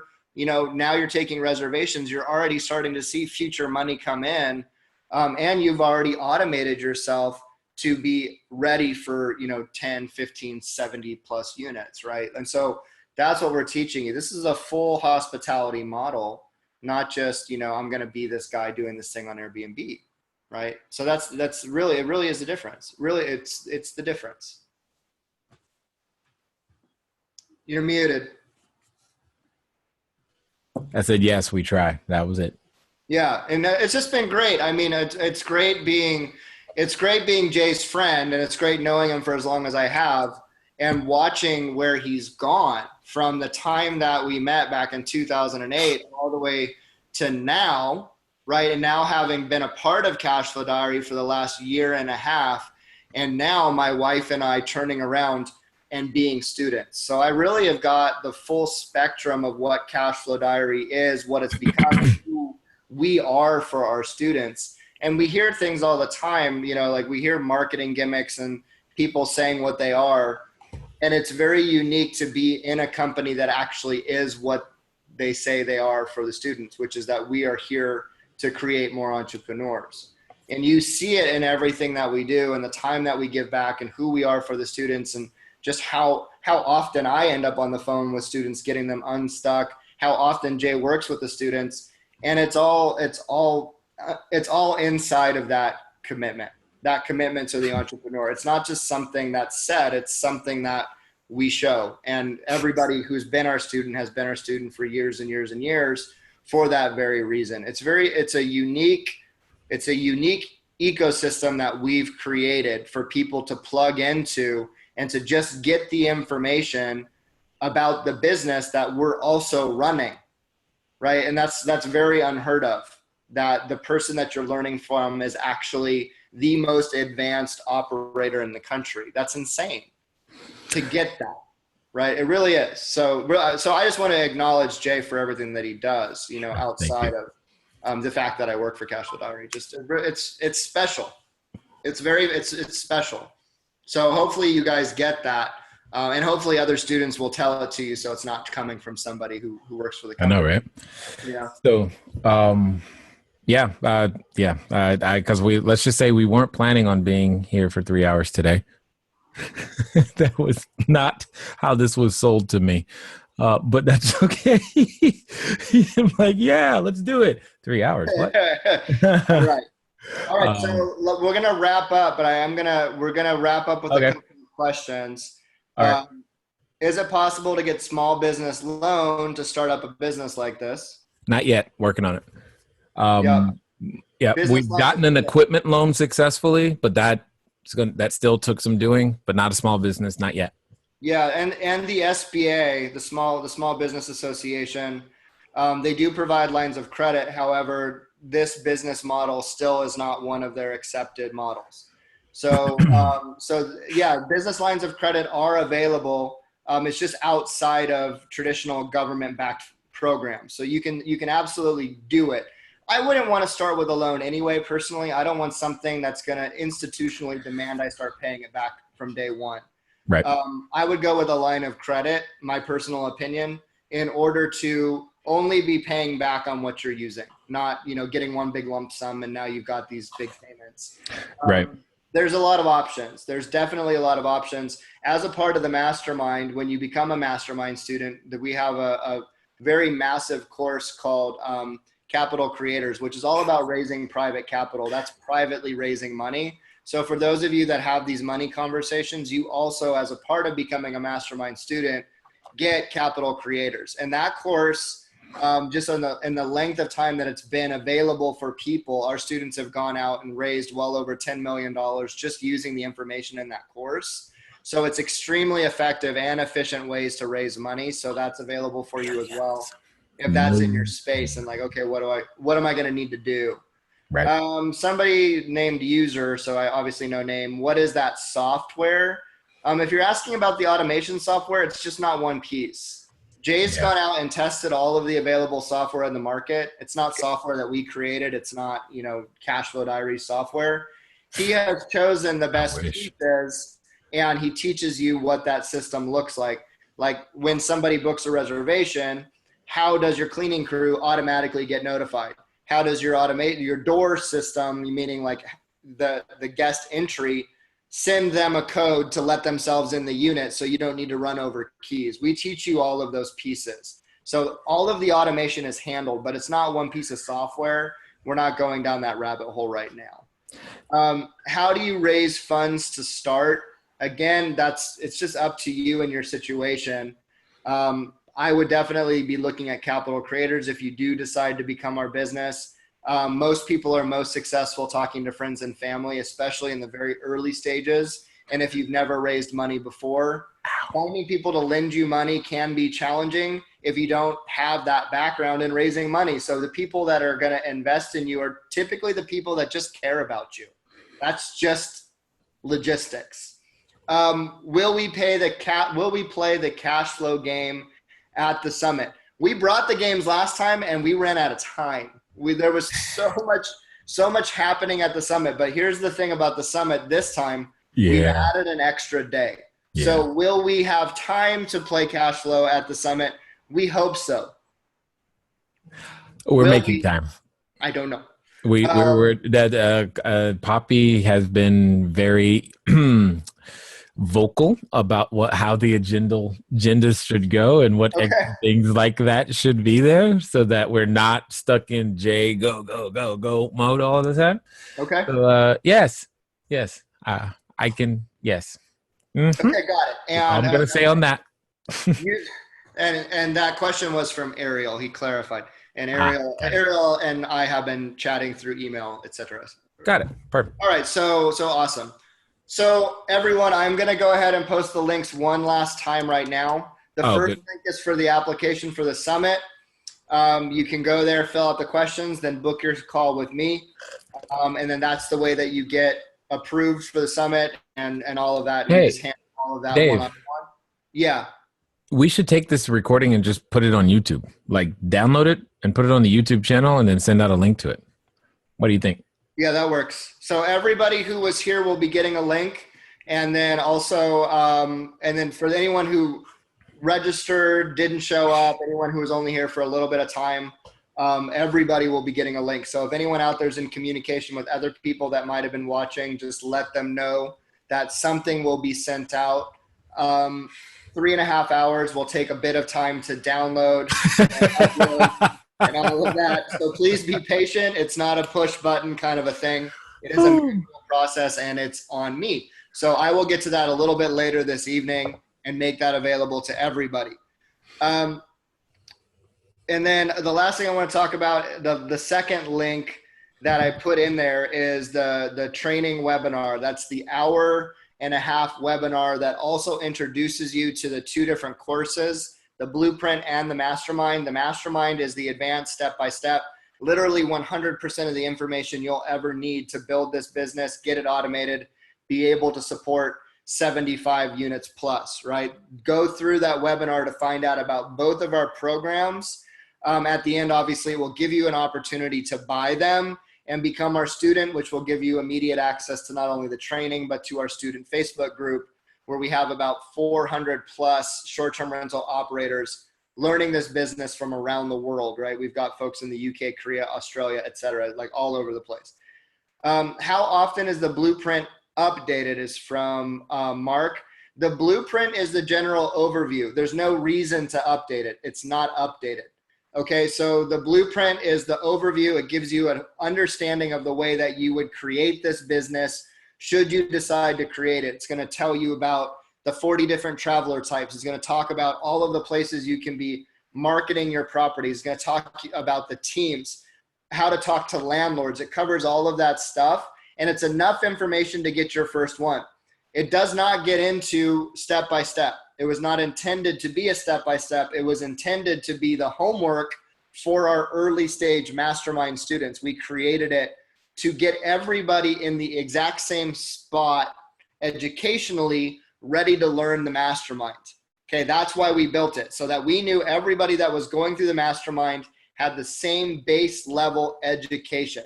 So that's why it was created. Now, when you know that this is the business for you, when you know that you're now going to go out and actually do it, and you're going to get beyond one unit, because why wouldn't you?